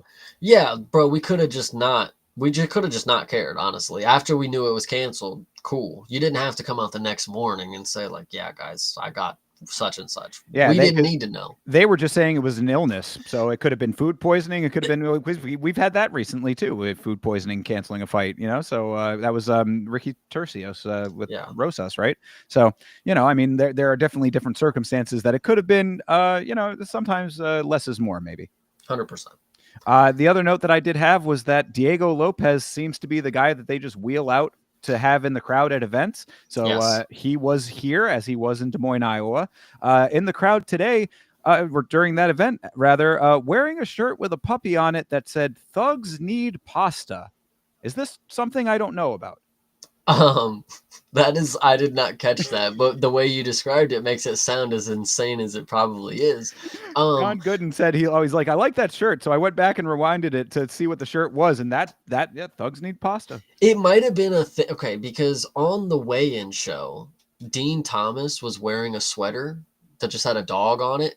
And I remember that because my dad was looking at it. He's like, that's an ugly ass fucking sweater. Like, why would you wear that on TV? So maybe it was like a thing going around. Maybe they got a couple shipments or something. But I also would like to note that Diego Lopez must not like WWE because he has to go to all the UFC events. He don't go to the WWE. You see Marab, you see Bilal, they're obligated. They have to go to one or the other. You either go to the Apex, you go to WWE. Just saying, that's the way it looks to me.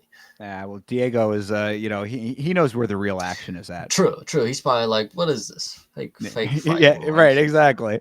But yeah, no, this puppy thing, it might be that some fighter or fight adjacent organization is doing their own version of like the Teddy Fresh, because like the dog reminded me a little bit of like the same style of art that that like the little, they have like a teddy bear for that, right? I don't think you're focusing on the right things. What did the shirt say again? Thugs need pasta. That is what is key here. Where what? It's just a fact, Chase. I mean, I, look, you're thugging. You need pasta. I mean, true. I mean, he did listen. Marvin Vittori will let you know what pastas are best for thugs.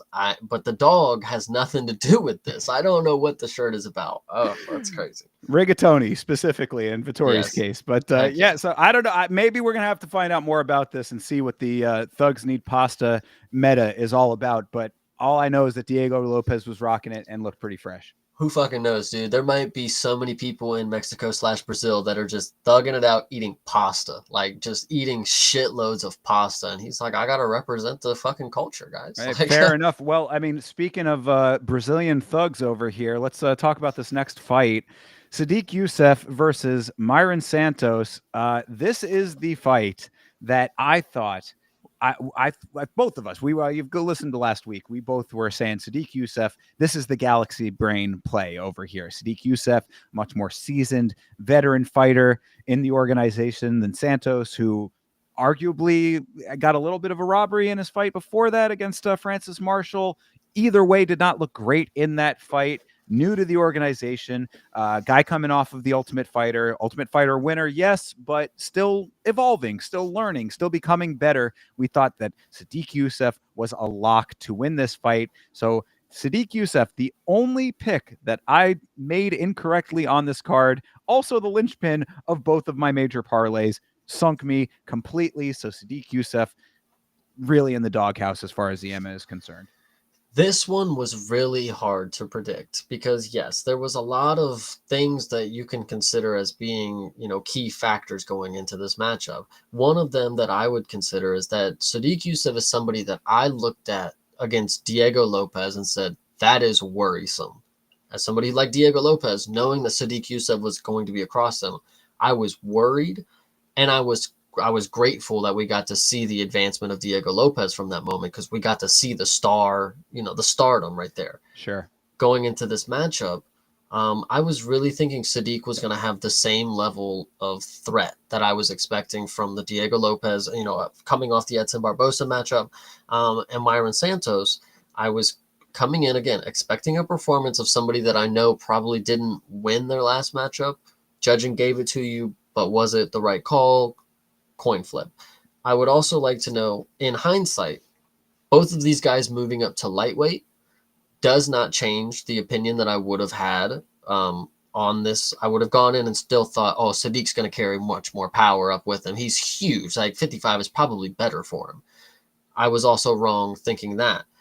Myron Santos, I think, in hindsight, what I will say is going up to 55 was probably a lot better for him because he struggled to make 45 on tough. He missed weight. They still went with the match. And that was the finale, I believe, or maybe it was the fight before, something like that. Anyway, and then he also missed weight in his first matchup against Francis Marshall, I believe, or was cutting and then had to cut again, something along the sort. He was struggling. So him moving up to 55 probably was great for him because now I'm kind of reading it as, oh, he was just like super fucking tired in his first couple matchups. Like he was drained to the point where like his wrestling was good, but like now he might be able to be even better because he's stronger. But I mean, this was just a very great performance when it comes to the kickboxing.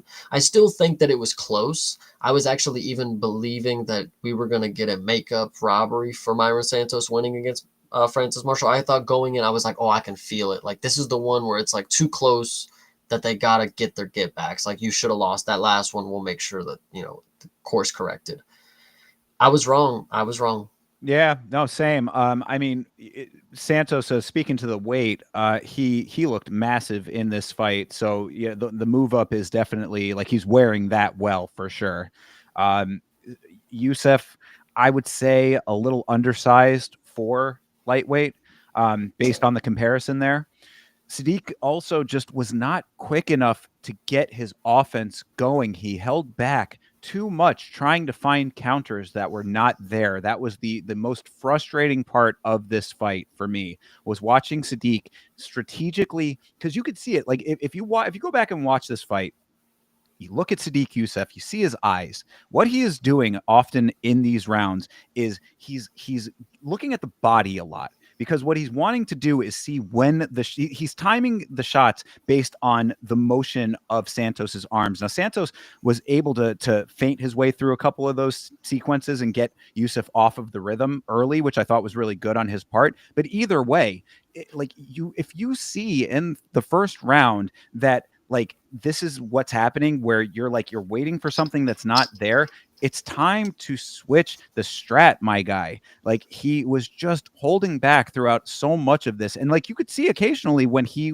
would like let his hands go, he was finding some decent success. Like he landed some pretty heavy shots at times, but Myron found his groove really like decently, at least by the second round. I mean, first round maybe a little bit more feel out, but like it was certainly there too. But the second round, he really did come into his own. He was settling in, Myron Santos, that is, jabs and hooks landing, plus a leg kick that swept Youssef off of his feet completely momentarily. Youssef wore the damage at that point a lot too. Like, so it's like you're already seeing that the fruits of your lack of labor are coming into fruition there. It's like you're not quick enough to the draw. This is what's going to happen. Sadiq found out the hard way. I think Justice in the Discord, I'll give you a shout out because it was probably about a minute through this matchup, and he was, he was in the call and he was on his way home from work, and he was asking what was going on, and I was like, dude, Myron Santos, and he's kind of winning on the feet, and he said he's like, you're not going to out kickbox Myron Santos if that's what your plan is going to be. I mean, you're just not going to do it. And in my mind, like that stuck out to me because that's not something that I initially thought like he's like an outstanding kickboxer. Like that's just something that came to my mind. There's a lot of other things that, stood out to me as what was going to make him successful. But when you watch this fight, you will see a very methodical kickboxer. You will see somebody who's setting up a lot of different strikes, countering a lot when needed, feinting when he's trying to set more things up. The commentary, Michael Bisping, shout out, he was saying that Myron Santos reminds him, and he did say not in the movements, but just certain things he reminded him of Anderson Silva. I know we got another Brazilian fighter here. Comparison's easy, whatever. I have often said that Alex Pereira has a little bit of Anderson Silva kind of esque in him a little bit. I think Myron Santos is a little closer to Alex in his little kickboxing. He's perfect at just waiting for the moment and then he's capitalizing, and when he capitalizes it's meaningful. He's not necessarily knocking heads off, but I think they're very similar, and the stance itself too, like I can see like copy and paste right there. Well, yeah, and that certainly leads perfectly into the next note that I had, was that Santos showed great composure throughout this entire fight, especially as it got into the later rounds. Really allowed his technique to open up because of that.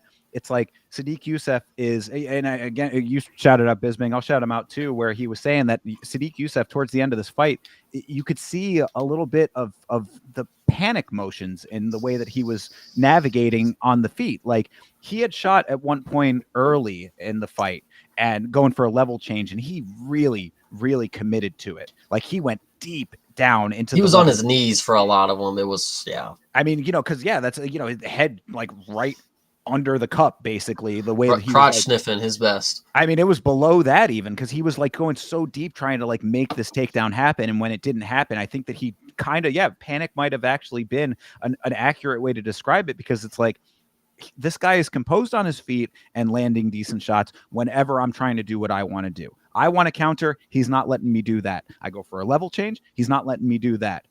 I'm only left with so many options here, is what Sadiq Youssef might have been saying in his mind. So Santos being able to get him to that point, the composure really allowed him to let his technique open and get like a good amount of activity off that he wanted on his terms. Like he really made this fight his own, and it was commendable for that.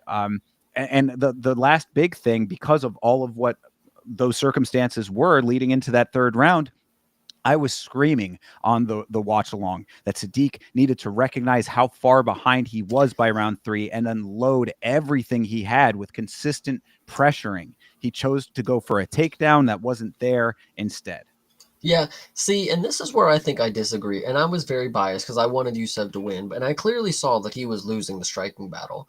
But when you go into the judging, I mean, I thought 1 and 2, it could have been 1-1, it could have been 2-0. At worst, split, the rounds. And then, you come into the round and, they talk about the coaching telling Sadiq he's down 2-0. Okay, that's good that's good coaching.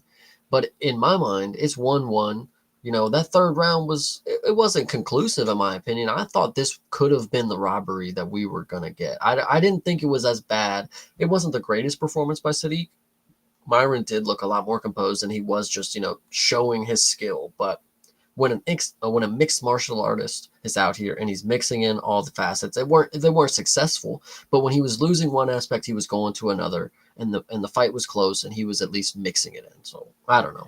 Yeah, I mean, I think it's really just the damage was the big difference maker Yeah. because Sadiq was certainly wearing it. And then the other thing that, to me at least, stood out was that when the final horn sounded, Sadiq's body language was absolutely atrocious. He looked defeated as hell. So it would have been very much a surprise to him if he had won that fight, I believe. So, all of those things, of course, shouldn't be the main. I mean, the damage, yes, but like his body language obviously should not be the main factor in anything. But I mean, I think that you take that throughout the entirety of what you saw in the fight and add that to it, it was a pretty foregone conclusion. Yeah, I hear you. Yeah. I mean, I kind of made this whole spiel, and I feel like I was not as bright on Myron Santos, but I was very high on him before, and I still am very high on him. Him beating Sadiq is very impressive. Again, this is somebody who I thought is threatening. These are the people that you gotta beat for me to accept that you are on the great path. And I wasn't against Myron Santos, and this definitely raises some stock. I think lightweight is definitely going to be better for him.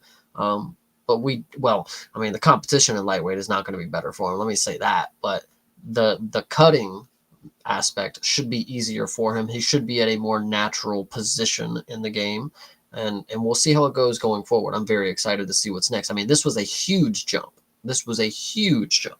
Yeah, yeah, absolutely. It really was raises his stock pretty tremendously, I would say.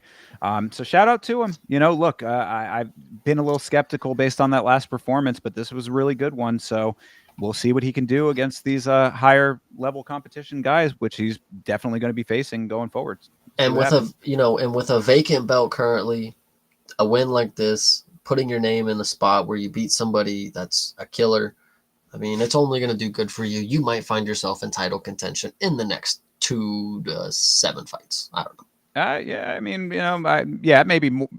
closer to the 7 than the 2, but yeah, it's not out of the question in the slightest. And we both of us were pretty big fans of Santos coming off of the Ultimate Fighter, so this is definitely a good way to continue to progress forward. Last fight aside, this one makes up for it, I would say. Yeah, 100%.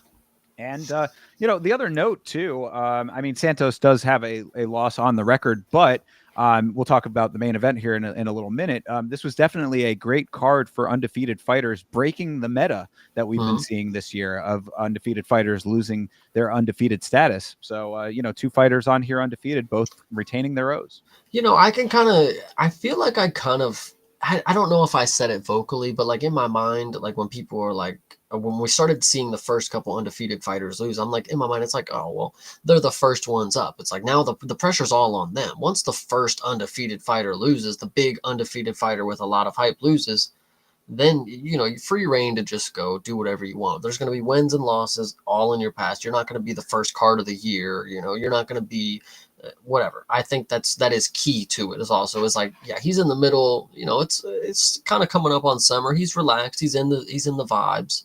Whatever. Yeah, and I mean, and really, the other point too is that the organization has been bringing in a whole lot of new blood. So you have a lot more undefeated fighters in the pool. So obviously, there are going to be more people losing their O's. It's just the nature of the beast when that is the fact of how many fighters you have with that record or that type of True. record. True. So yeah. Speaking of fighters coming into the organization, though, this is a little piece of information that was announced on this broadcast. We had heard about it a little earlier in the week. Patchy Mix from Bellator, PFL, of course, the last bantamweight champion in that promotion, Bellator, appears on the broadcast and is a new signee to the UFC. This was the quickest turnaround from a fighter leaving one organization and entering another that I have ever seen. Patchy Mixed was released from the PFL, and within 2 days, I want to say it was within 1 day, but I'll give it two just to be, safe with my assessment here. Within 2 days, he was already announced as signed to the UFC. This is a 21-1 former Bellator champion taking on Mario Bautista at UFC 316 on short-ish notice. I think yes, that is what the public gets to perceive it as. Is like, okay, yes, he's cut, and then now he gets to sign with the UFC. Yes, that did happen relatively quick, but Patchy hasn't been fighting for a while. They have obviously no plans with a lot of these fighters, and it looked to me as if they were letting him negotiate. Go ahead and make some terms with some other people. We'll let you go. You can go sign with them. You know, you're still under contract, but then we'll void it because we don't want to pay you anymore. And then that's where this comes into play. And I think the relative quick turnaround, it makes sense for a fighter who's inactive in another sport or in another promotion. Like if it was somebody who, if it was Decheva, I'd be like, whoa, shit, like that. She just got cut and then she fucking, but this is a dude who's like, in my mind, he was already cut. Like he's just a free agent, just, still under contract. Yeah, no, and I'm glad you brought up Dakota Ditcheva because what I wanted to mention about this when it comes to PFL is that what it looks like to me, because the questions are going all over the place when it comes to how many of their top name talents they're just letting sail off into the sunset. And what it appears to me is the case here is that I believe the PFL is taking a huge gamble. And the gamble is we are going to get rid of the old guard and we want to start growing homegrown PFL branded talent. That is what they want. They want fighters who did not make their name in another brand, even if it's a brand that they bought in Bellator. They don't want the old guard of Bellator as the new face of their organization. They want homegrown, original talent that they can market as their own. I think that this is an insanely risky strategy, and I don't know if it's going to work out for them, but that is my hunch, at least. Yeah, I mean it's possible. I mean, but like you said, it's a pretty big gamble, and if it's gonna work, who's gonna watch? Who knows? Yeah, exactly. So I know I'll be watching this Patchy Mix fight because I do think that this is the best matchup he could have possibly ever imagined coming into this organization against Mario Bautista. Talk about the exact right level of competition to test a former champion from another organization. Of course, we saw Patricio Pitbull come in against Yair Rodriguez and not have success there. We've now seen Rainier de Ritter come in and have greater success as a one championship former champion. So it's a little bit of a mixed bag when it comes to these champions of other organizations coming into the UFC. I think that Patchy Mix versus Mario Bautista is going to be the perfect platform for Patchy Mix to show his skill set. So keep an eye out for him. Yeah, we'll get into it when that fight comes, but I think these are great points that you're making. Yeah, absolutely, and we can leave it at that for now. But let's talk about the main event here of this card, because I mean, there's not much to talk about, but I think that the implications are really more of what this fight was about. So this is Gilbert Burns versus Michael Morales, and at least from our perspective, I think both of us on the last week's episode, this went exactly as expected. Sadly for Gilbert. Yeah, this one unfortunately was what I expected as well. I knew it was going to finish by knockout. Michael Morales, one note to make is this guy is massive. This guy was Huge. created in a lab. Ecuador has got scientists. I didn't know, you guys. I did not know. But they created him out of a test tube. He came out here with the hands to put on people, and that's exactly what he does. He is a little wild with his strikes, but his power is backing it up as of right now. He may get caught eventually if he's throwing these wild hooks and somebody's able to step on the inside and finally, crack him a few times, because he's going to be able to fight at range for so long until there's somebody who's able to get inside the range, and then it's going to have to be a different story. So what we're going to have to see from his skill set when that day comes, I don't know. But as of right now, shit, just keep fucking slinging them things. I mean, he he's just a genetic freak. He's going to be able to do the knockout thing. I mean, apparently 18-0, he's going to be able to do it for a lot longer than most people. But I'm continuing. I want to continue to see him do it against better competition. Gilbert Burns, yeah, guys, this was not it for him. I mean, it's just not it. Period anymore. I think Mm-hmm. is really the sad truth of Gilbert Burns. I mean, this is a guy who has been trending in the wrong direction for a little while. I would say always kind of skeptical of Gilbert to begin with. Personally, I never really saw him as champion material. I always kind of thought he was one of those dudes that is going to get right up to the cusp of greatness. We talk about those levels where it's like, you get past the middle, you get to the top, and then there's that one level higher, which is the elite status that champions end up in. And Gilbert never really struck me as a guy who's going to be able to make that leap into the elite territory. And I unfortunately seem to be correct about that. Gilbert didn't really do much in this fight. 3 strikes and a thwarted takedown attempt was about the summation of his output. Gilbert took a couple of hard shots before initiating that takedown. Got it for a Great very takedown for, by the way, the fireman's carry. That was a pretty slick move. I thought he actually had a chance. I was like, oh, he's actually going to be able to fight through a lot of this, and got him in that one move. And that was about all of his good stuff. Yeah, I mean, he had it for a minute. It looked like he might be able to start initiating the wheelhouse that is comfortable for him on the ground, but Morales was able to just again, being such a muscular genetic freak as Chase described him, able to get back to his feet, and then he just started wailing, man. The one thing that worries me a little bit about Morales is that he relies so heavily on the right hand as like his main go-to power weapon. I think that there's probably some game planning that higher level fighters, or Gilbert Burns, obviously a high level fighter, but like fighters who are more actively seeking the belt and a little bit more dedicated. Gilbert, he's a podcaster now. Like that's let Gilbert go off and live in podcast land, which is probably where he's going to be comfortable, and that's just fine.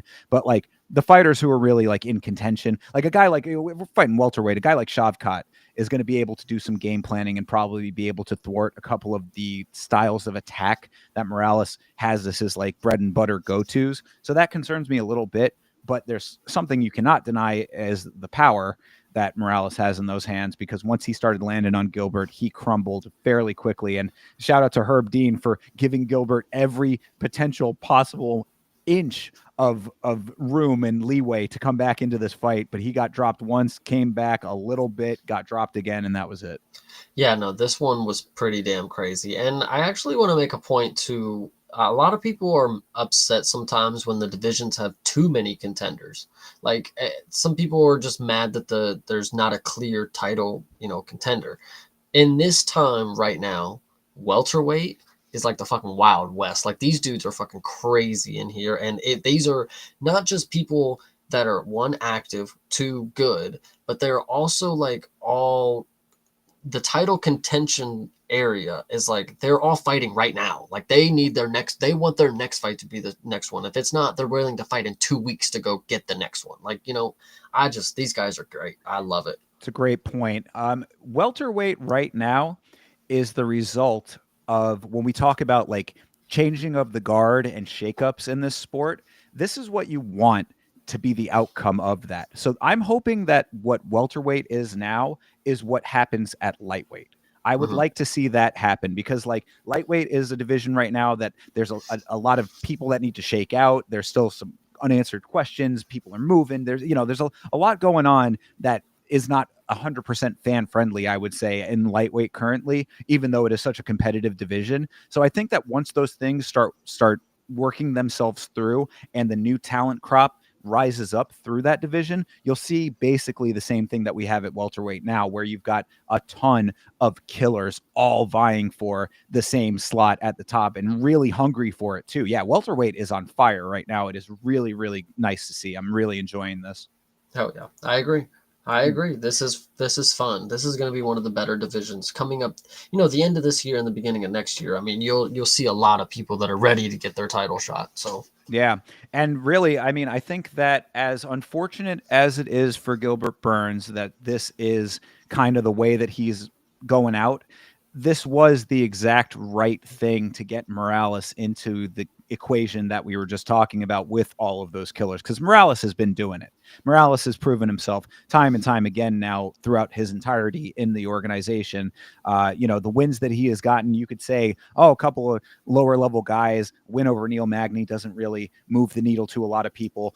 This is a legitimate, at least at one time, contender. Now I think a lot of people knew that this was not going to be the Gilbert Burns of old. And even then, it might not have been like a killer. But either way, the point is that Gilbert Burns still had a number next to his name that was pretty goddamn high, and Morales takes that over. Now he's right in the conversation up there with Ian Gary and Shavkat and Buckley and all of these dudes that are really trying to make the name for themselves. And our new champ Jack Della, we got to see what happens when Islam is in the equation. Who knows what that changes about all of this? So lot going on at welterweight. yeah, I really like it. For the longest time, people and even myself, we were wondering what's the master plan? Why isn't Usman fighting? Like, why aren't these guys fighting each other? Ian Gary and Sean Brady, if they want to fight, let them fight. Whatever the case may be. But I think the magical crafting that the matchmakers are doing, getting selectively getting out who they need for the people that deserve it, and then it gets really crazy because then you got people calling you every day wanting fights. It's not just like, okay, we got to go call the Rising guy to get him the belt. Right. You're calling me every day to see what fight is available that can get you there. Then you have people, build it, they will come. Yeah, and mark my words. Obviously we'll talk about it in depth when the time comes, but Kamaru Usman has a fight booked against Joaquin Buckley. It's going to be the exact same thing. This It's is going to going be to his retirement. exactly. We're going to see him shake out of the equation as well, and then you are full free range with all of these guys who are all active, all young, all want it. And I mean, it really is going to usher in. I mean, we're already there, but that really will that. And then, of course, whatever happens with Islam and JDM is going to also be the ending point of ushering in this new era.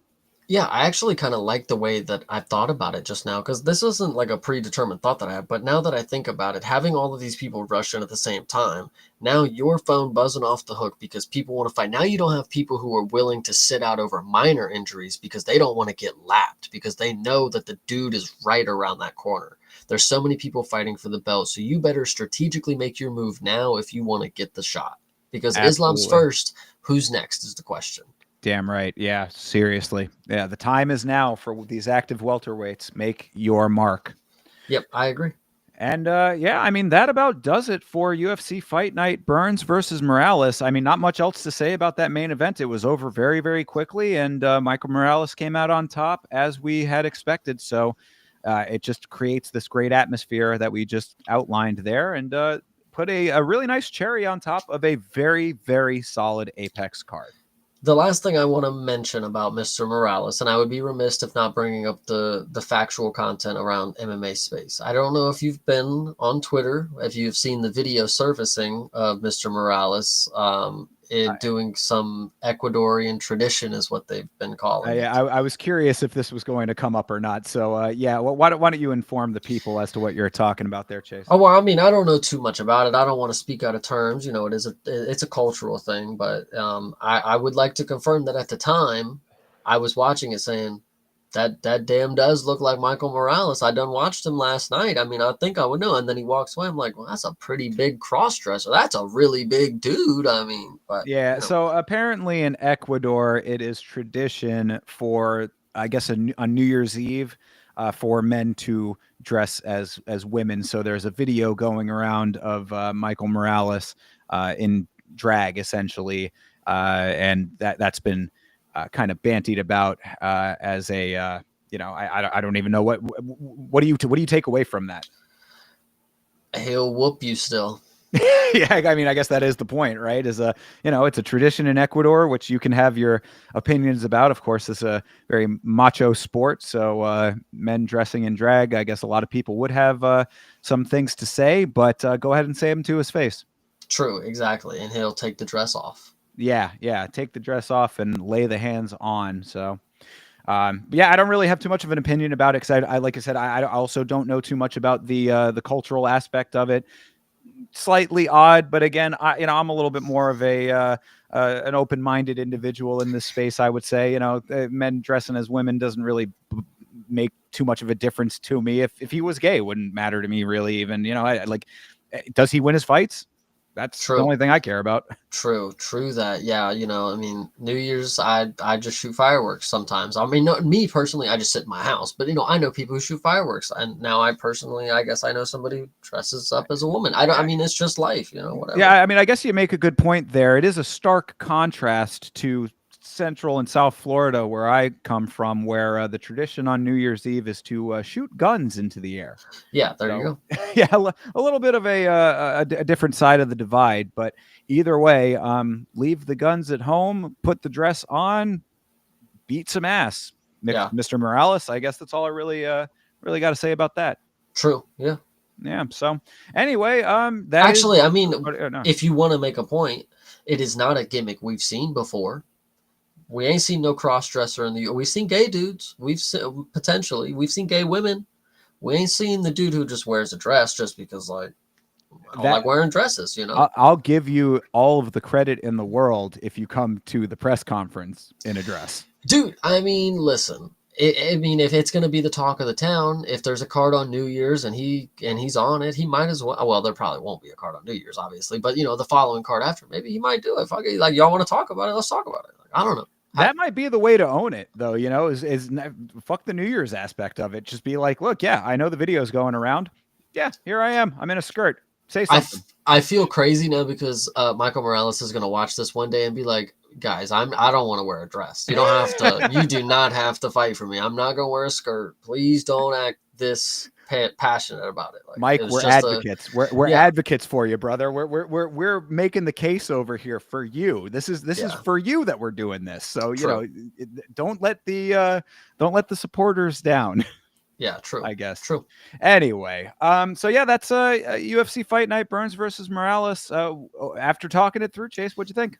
Dude, like I said, this card was really, really good. Unfortunately, a lot of flash performances that ended very quickly. And with cards that happen like this, that kind of just breeze by, you're gonna remember when they come back up. You're gonna be like, "Oh, he smoked that guy last time." But up until that moment, I mean, it's gonna go in the memory bank, especially with a week off. Like I've already been like, I came in today. I even thought before the card, I was like, "Wow."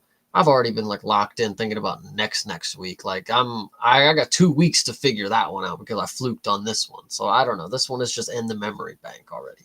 True. Yeah. Well, I again go back to the point of like you can maybe maybe it gets filed away. Maybe it's not something that has like the huge standouts that a card in front of a crowd might. But don't forget the quality of the performances when you see the names next time. Yeah, 100%.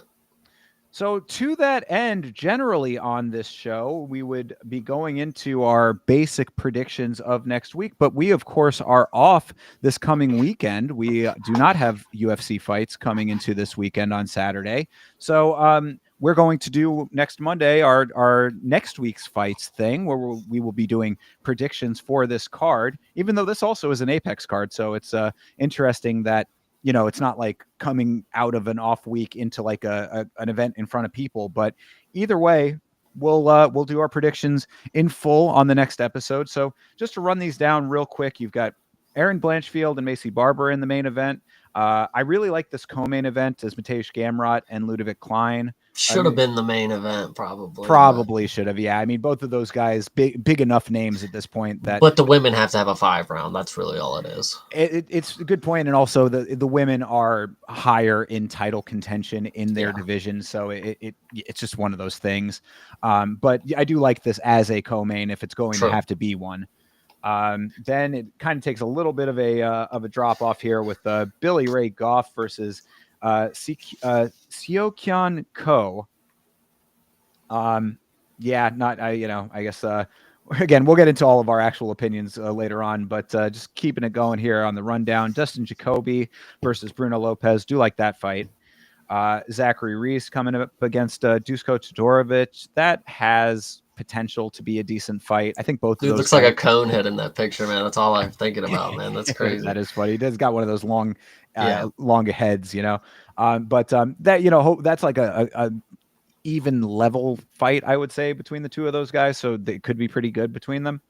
Going down into the prelims, I mentioned Jafel Filio a little earlier in the stream. He is a preacher man.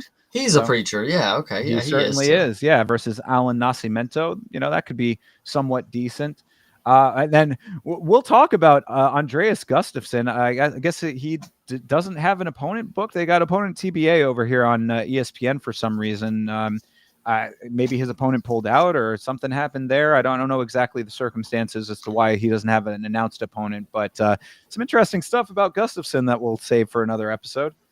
Did not Facts. know. Yeah. No, Yeah. I definitely want to talk about that eventually. This could have been with this next fight. Go to this. This could have Yeah. been way higher on the card. What the fuck is this? I'm glad that you said that because when I was going through these fights on the watch along for the event that we just went over, I had said the same thing. I was like, Macy Chiasson versus Ketlin Vieira, that is a great fight and an underrated on both sides. Macy Chiasson is consistently underappreciated in this sport, and I think it needs to change quickly. Like, bro, Caitlyn, yeah, this is the girl who just lost to Kayla Harrison. This was the second ranked woman. That's higher ranked than the people in the main event. Bro, we literally just went by this fight, third down, top of the card, Billy Ray Goff and Seok Yun Ho. Are you telling me that Ketlin Vieira versus Macy Chiasson is not applicable to the main card? This is Yeah. a prelim fight. This is actually pretty nuts. You could go down the rest of the prelims right here, and all of these could be above. They need to restructure this card because, Ramiz Brahimai versus Oban Elliott. How is this a prelim fight? Yeah, for sure. I don't get that at all. Oban Elliott is also a big ticket name. Like everybody knows who Oban is. He's the Hulkamania guy. Whatever. Yeah, absolutely. Yeah, in making a name for himself, fight over fight for sure. Huge favorite in that fight as well. Mm-hmm.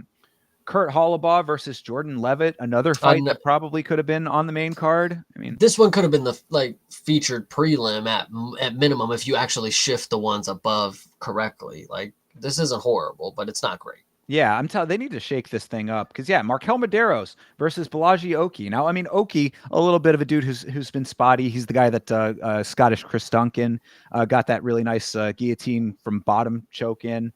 And Markel Medeiros, he was the dude that in his last fight kind of skated by. Like, he ended up getting the win, but it was kind of a robbery. Either way, though, these are guys who have been around. I remember both of their names. Like, this is a little bit odd. And then I actually wanted to stop you here. Oh, please. Do we remember what we thought about Medeiros in his last fight? That he did not look great and that he skated by and got a gifted win was what I took away. Just making sure. Okay. Why? I mean, he is the dog, so I mean that would probably add up that he's not as impressive as maybe some other prospects. No, I like the matchmaking on this one because Oki has been very spotty, and Medeiros is a dude who kind of just like he was coming in, I believe, off Contender Series. The fight before that did well on the Contender Series, did not do great in his first fight in the organization, and then against Austin Hubbard. Yeah, exactly. Hubbard was winning that fight for sure. Okay. Yeah, just making sure we remember that. Yeah, most definitely. Of course, we'll go over it on the next episode. But and then starting the thing off, Raylene DeSantos versus Alice Ardellyan. Yes, my Romanian queen. The Romanian queen, the queen of TikTok over here. So all of these names on this prelims are like really decent. This is a really stacked prelims for an Apex card that somehow has a jumbling in the upper part of it. So perhaps they might be adding more fights or changing things around or whatever, but we'll see what ends up happening. Either way, get to this one early because there are going to be some good fights on it.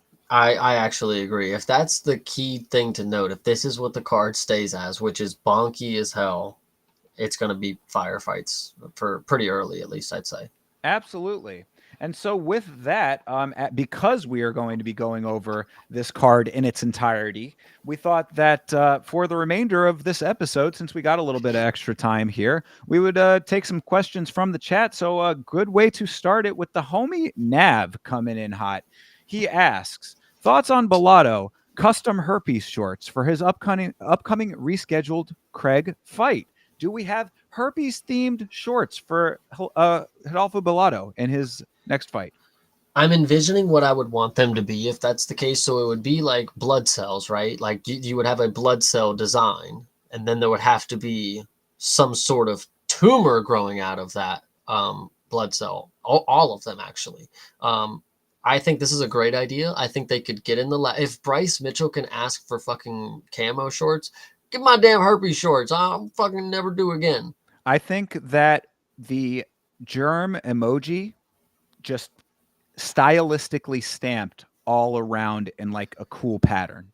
Or simplistic designs are very simple. Of course, instead of his name, it can just say herpes on his shorts. Oh, there you go. Yeah, don't just go really, really lean. He's known as herpes now. I mean, I wouldn't call him anything else. He's literally said, "I have herpes." That's different than a cold sore, buddy. You maybe should have read the translation a little Oh, better. brother, self snitching at its Yeah, finest. But yeah, I like the concept. If he's going to lean that hard into it, maybe he ends up in a situation where a bunch of fighters are not going to want to take fights with him because like they already know he is a black belt in BJJ. He's got decent striking, and if all else fails, he can rub his face on you. true.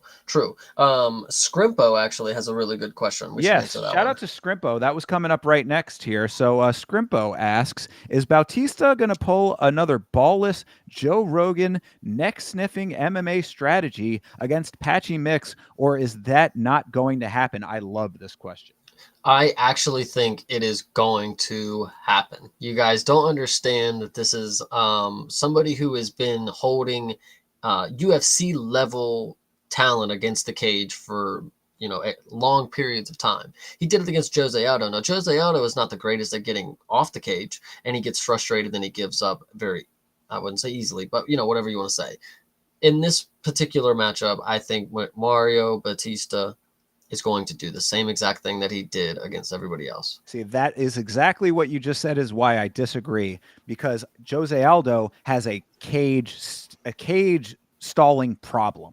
Like, or Mm-hmm. yeah, had obviously retired now, but in his time, in his return to the organization, he was allowing and accepting those positions even before he left. In his previous fight, I mean, there was the fight. I want to say it was, I think it was Marab, right? It was him versus Marab, I believe, where he was just allowing it to happen. Now, of course, Marab championship level, so it's a little bit different, but the fact remains, he accepted positions on the cage way too readily.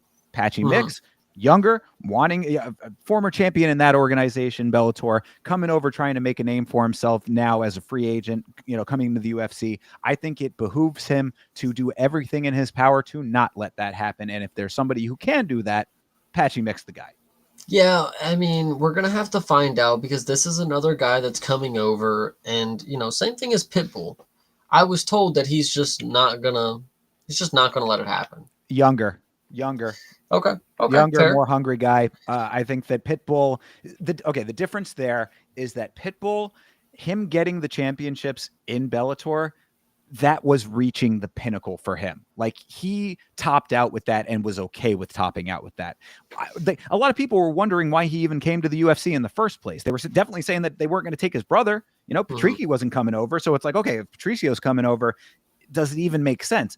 I don't think anybody who followed Bellator to a decent extent is questioning why Patchy Mix is coming over and entering the mix. No pun intended. Like Yeah, I hear you. this is a dude who has proven this. I mean, the stripes are there for sure.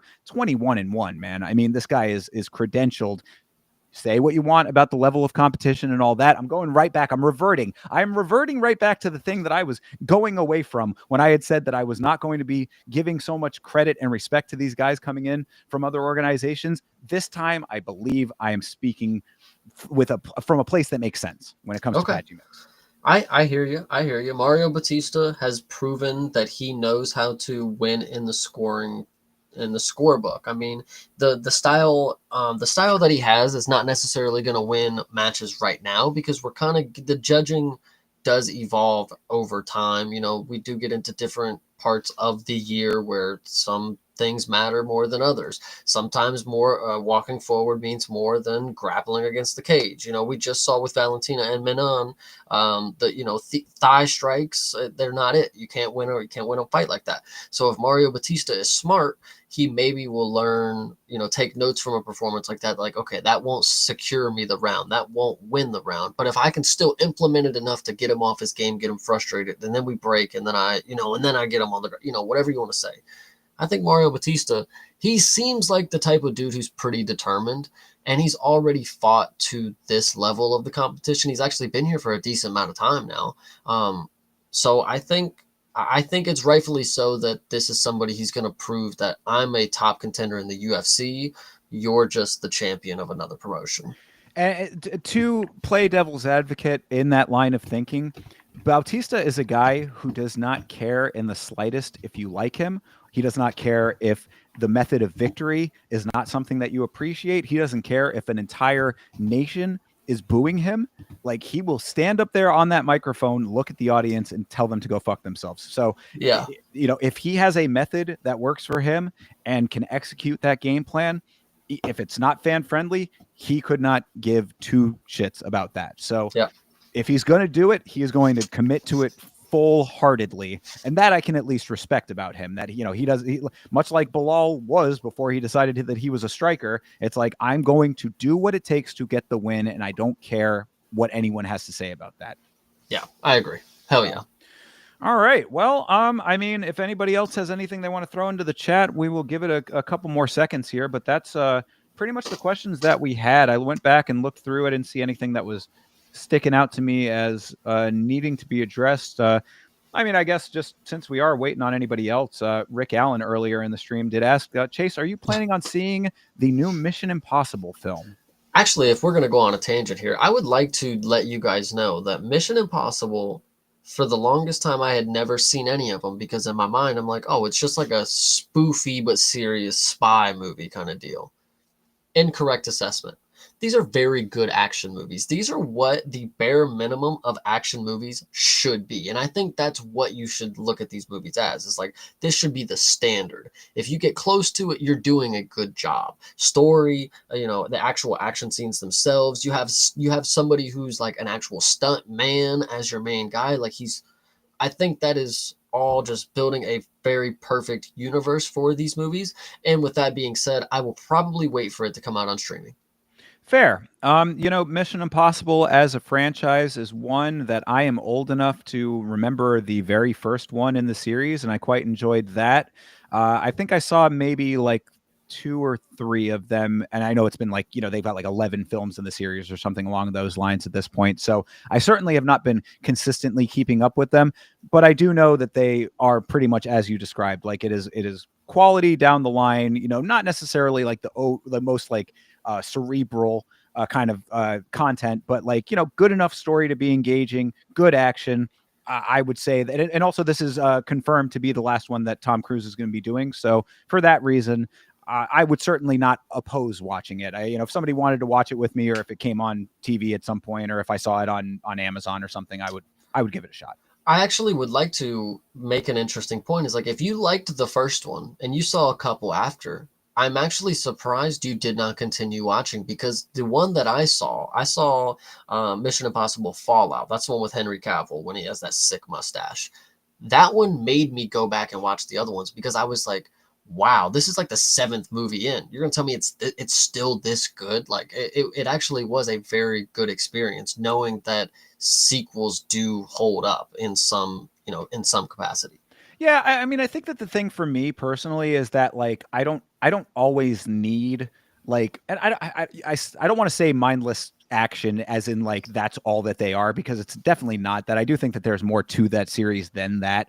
I just don't always need that type of action movie at all times. Like, it's more of something that, like, if I'm in the mood for that type of movie, I'll go to. So like, I just don't consistently keep up with it just because it's not like always the thing that I want, but it's certainly something that I'm not, like I said, I'm definitely not opposed to it, and I can appreciate when I do decide that I want it. So yeah, a quality franchise. Oh yeah. And to Nav's question, we did talk about Patchy, but is there anything you want us to answer about Patchy? I mean, we did go on a whole big spiel, but if you need something in particular to have some information on, I'm sure we can go over it one more time for you, just a little Yeah, bit. yeah, for sure. We were talking about him versus Mario Bautista just a moment ago, saying, is Bautista going to be able to get the game plan off that he would like? The same type of game plan that he had against Jose Aldo. I was thinking that he will not be able to do that. Chase was saying that he is a credentialed enough fighter at this point in the UFC that he could get his way. I'm sticking to my guns on that assessment, and we'll talk about it, of course, when that fight is coming up for 316. But the initial thoughts, at the very least, based on what I know about Patchy Mix, I think he's going to be able to overcome and not be held up on the cage for an entire fight.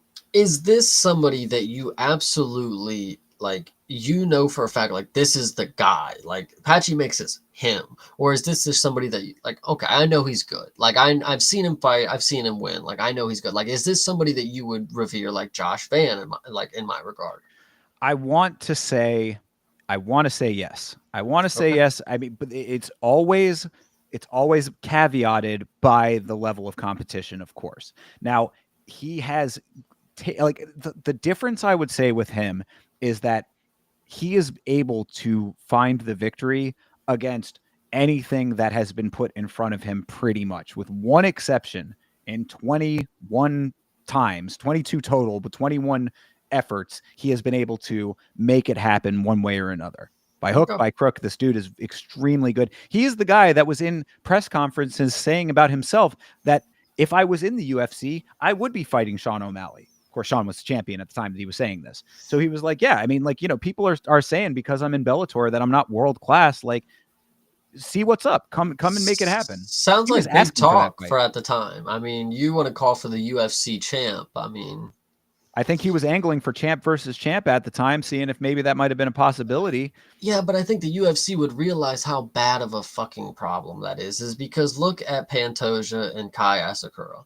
Like, it can just happen. Like, yeah, same with Michael Chandler. You actually give him the shot at the interim belt, smoked by Charles or whatever. So I don't know. I think the UFC is getting wiser to it.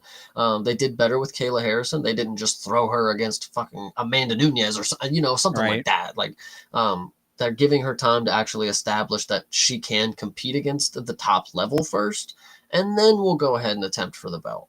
Yeah, no, I agree. And I think that that is certainly how it should be. But that also being said, because they're bringing him in against Mario Bautista, I think it should be the exact fight that he needs to show that, like, I'm going to come in here and smoke. Like, that's, See, and I think this is another like fuck you from matchmaking. It's like, okay, you think that you're gonna come in here and you're gonna be able to play your game. You're gonna be Patchy Mix. He's a striker, yes. no, I mean, he's a grappling guy too. Okay, okay, More so, I would even say. okay. Well, I think Bautista would do a pretty good job of making it uncomfortable for him, making it not just a walk in the park. That's all I'll say. Fair.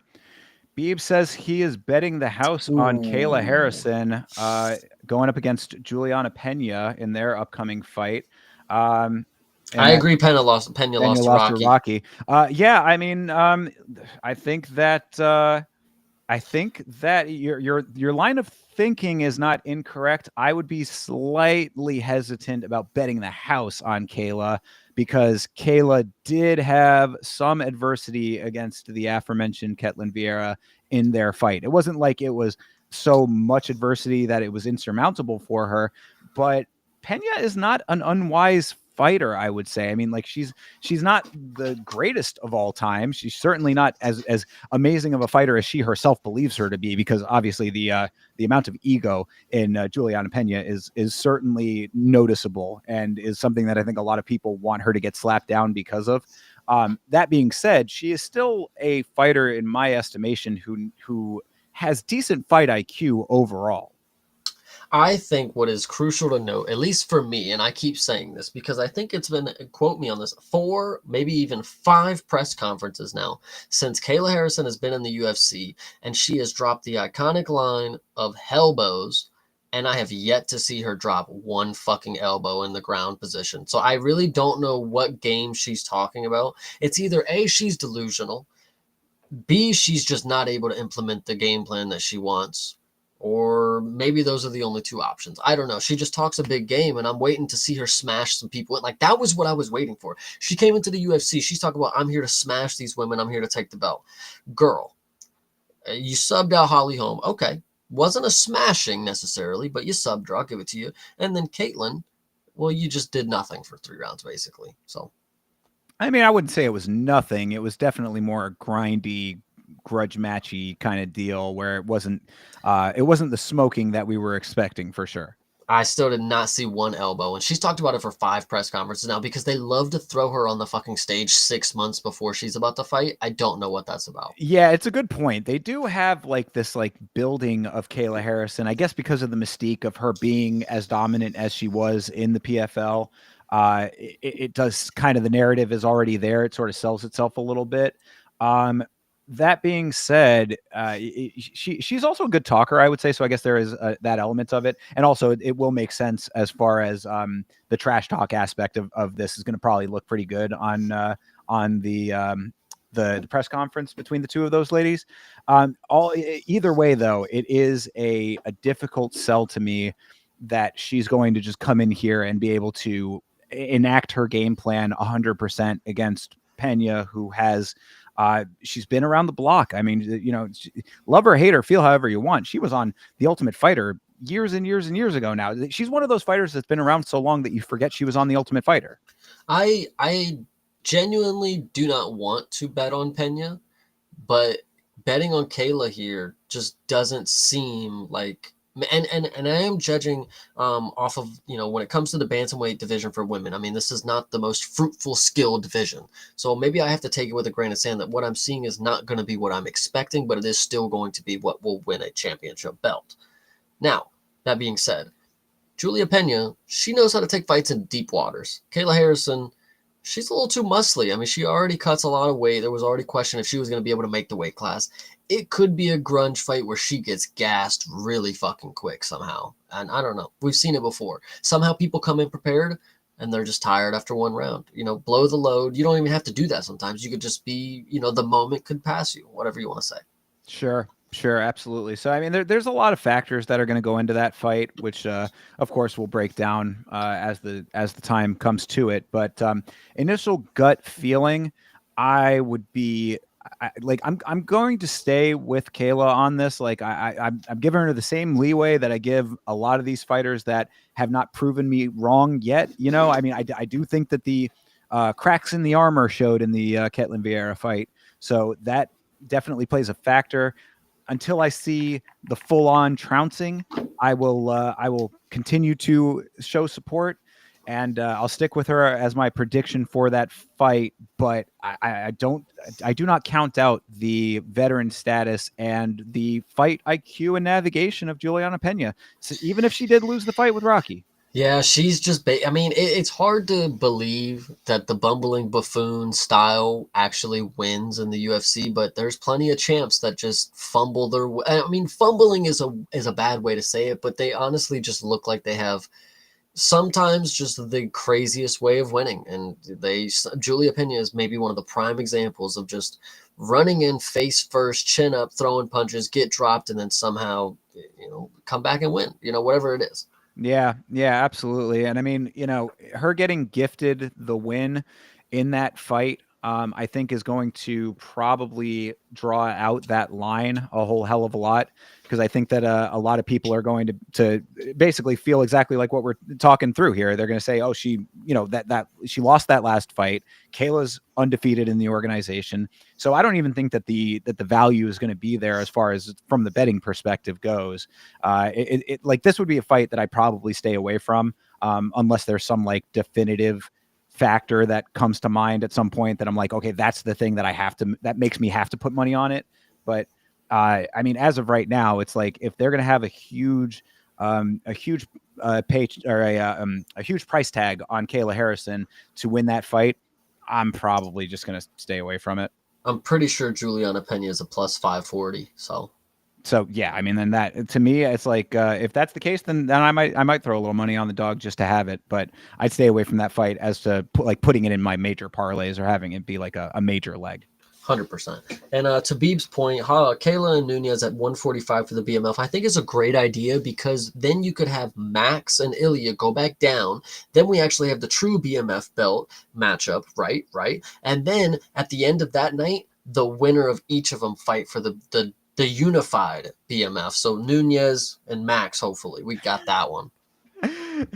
Yeah, that's I love the scenario. I'm okay with this. Oh, yeah. First intergender fight in the organization. People have been talking about it for a long time. When we're gonna have men fighting women, you I know? mean, at least a 25er versus a 35er woman. I think that might even be a little more fair. Like if it was Kayla versus Charles Johnson, I think that's a fair matchup. I think that's a fair matchup.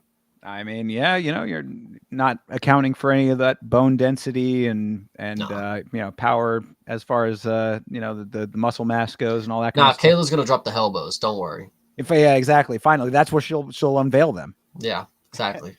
Yeah, but no, as far as that fight goes, if that actually does like in like a more realistic kind of context, if Kayla wins the belt and Nunez is coming back, then I mean, do they throw a BMF belt on top of the actual championship belt too? I don't think that they do. So, I Women's mean, BMF won't come unless it's for fucking Shevchenko or Wei Lee, probably. And yeah, even then, those aren't killers. Like that's what those I are mean. decision Like, merchants now. yeah, you'd probably have a better fight if they were going to try to like start throwing BMF fights in for women or like creating a women's BMF belt. You'd probably have a better shot at someone like a Denise Gomes getting a crack at it. And That I'm is not saying, crazy recency bias. no, well, but that's my point though. That's my point is that you'd probably end up getting like if you can find me a woman who has strung together 3 consistent knockouts, find that woman for me. That's the woman that you end up actually putting in there, and you can't find it. Like, I mean, you might get Um, Jillian Robertson with all of her submissions. You know what I'm saying? If you're talking about just finishing ability, period,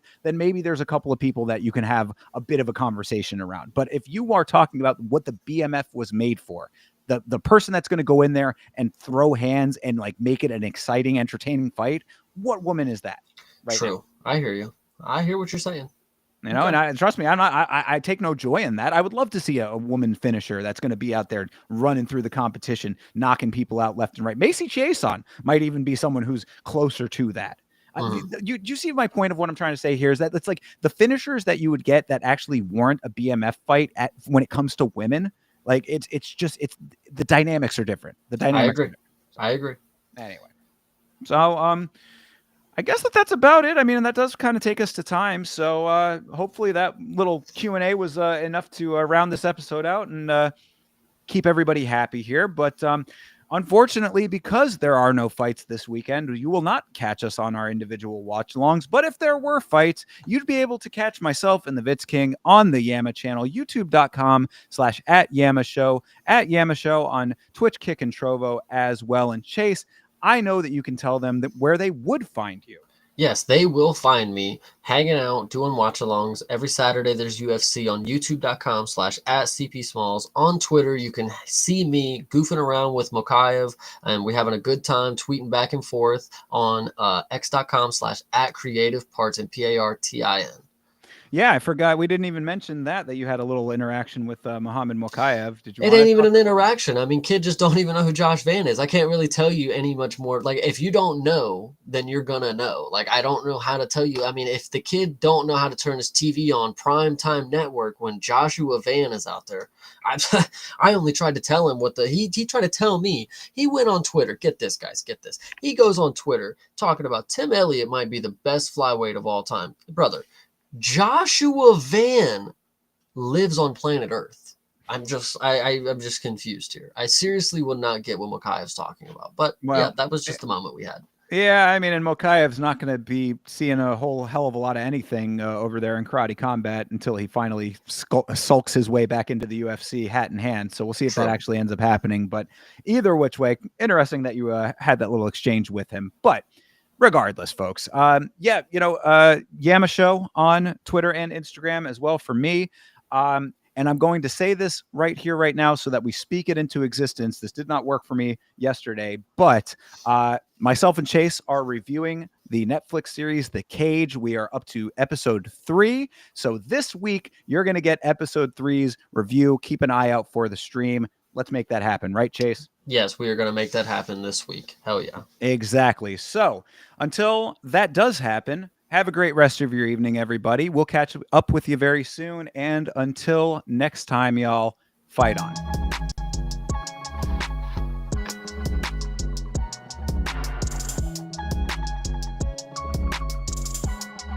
Change.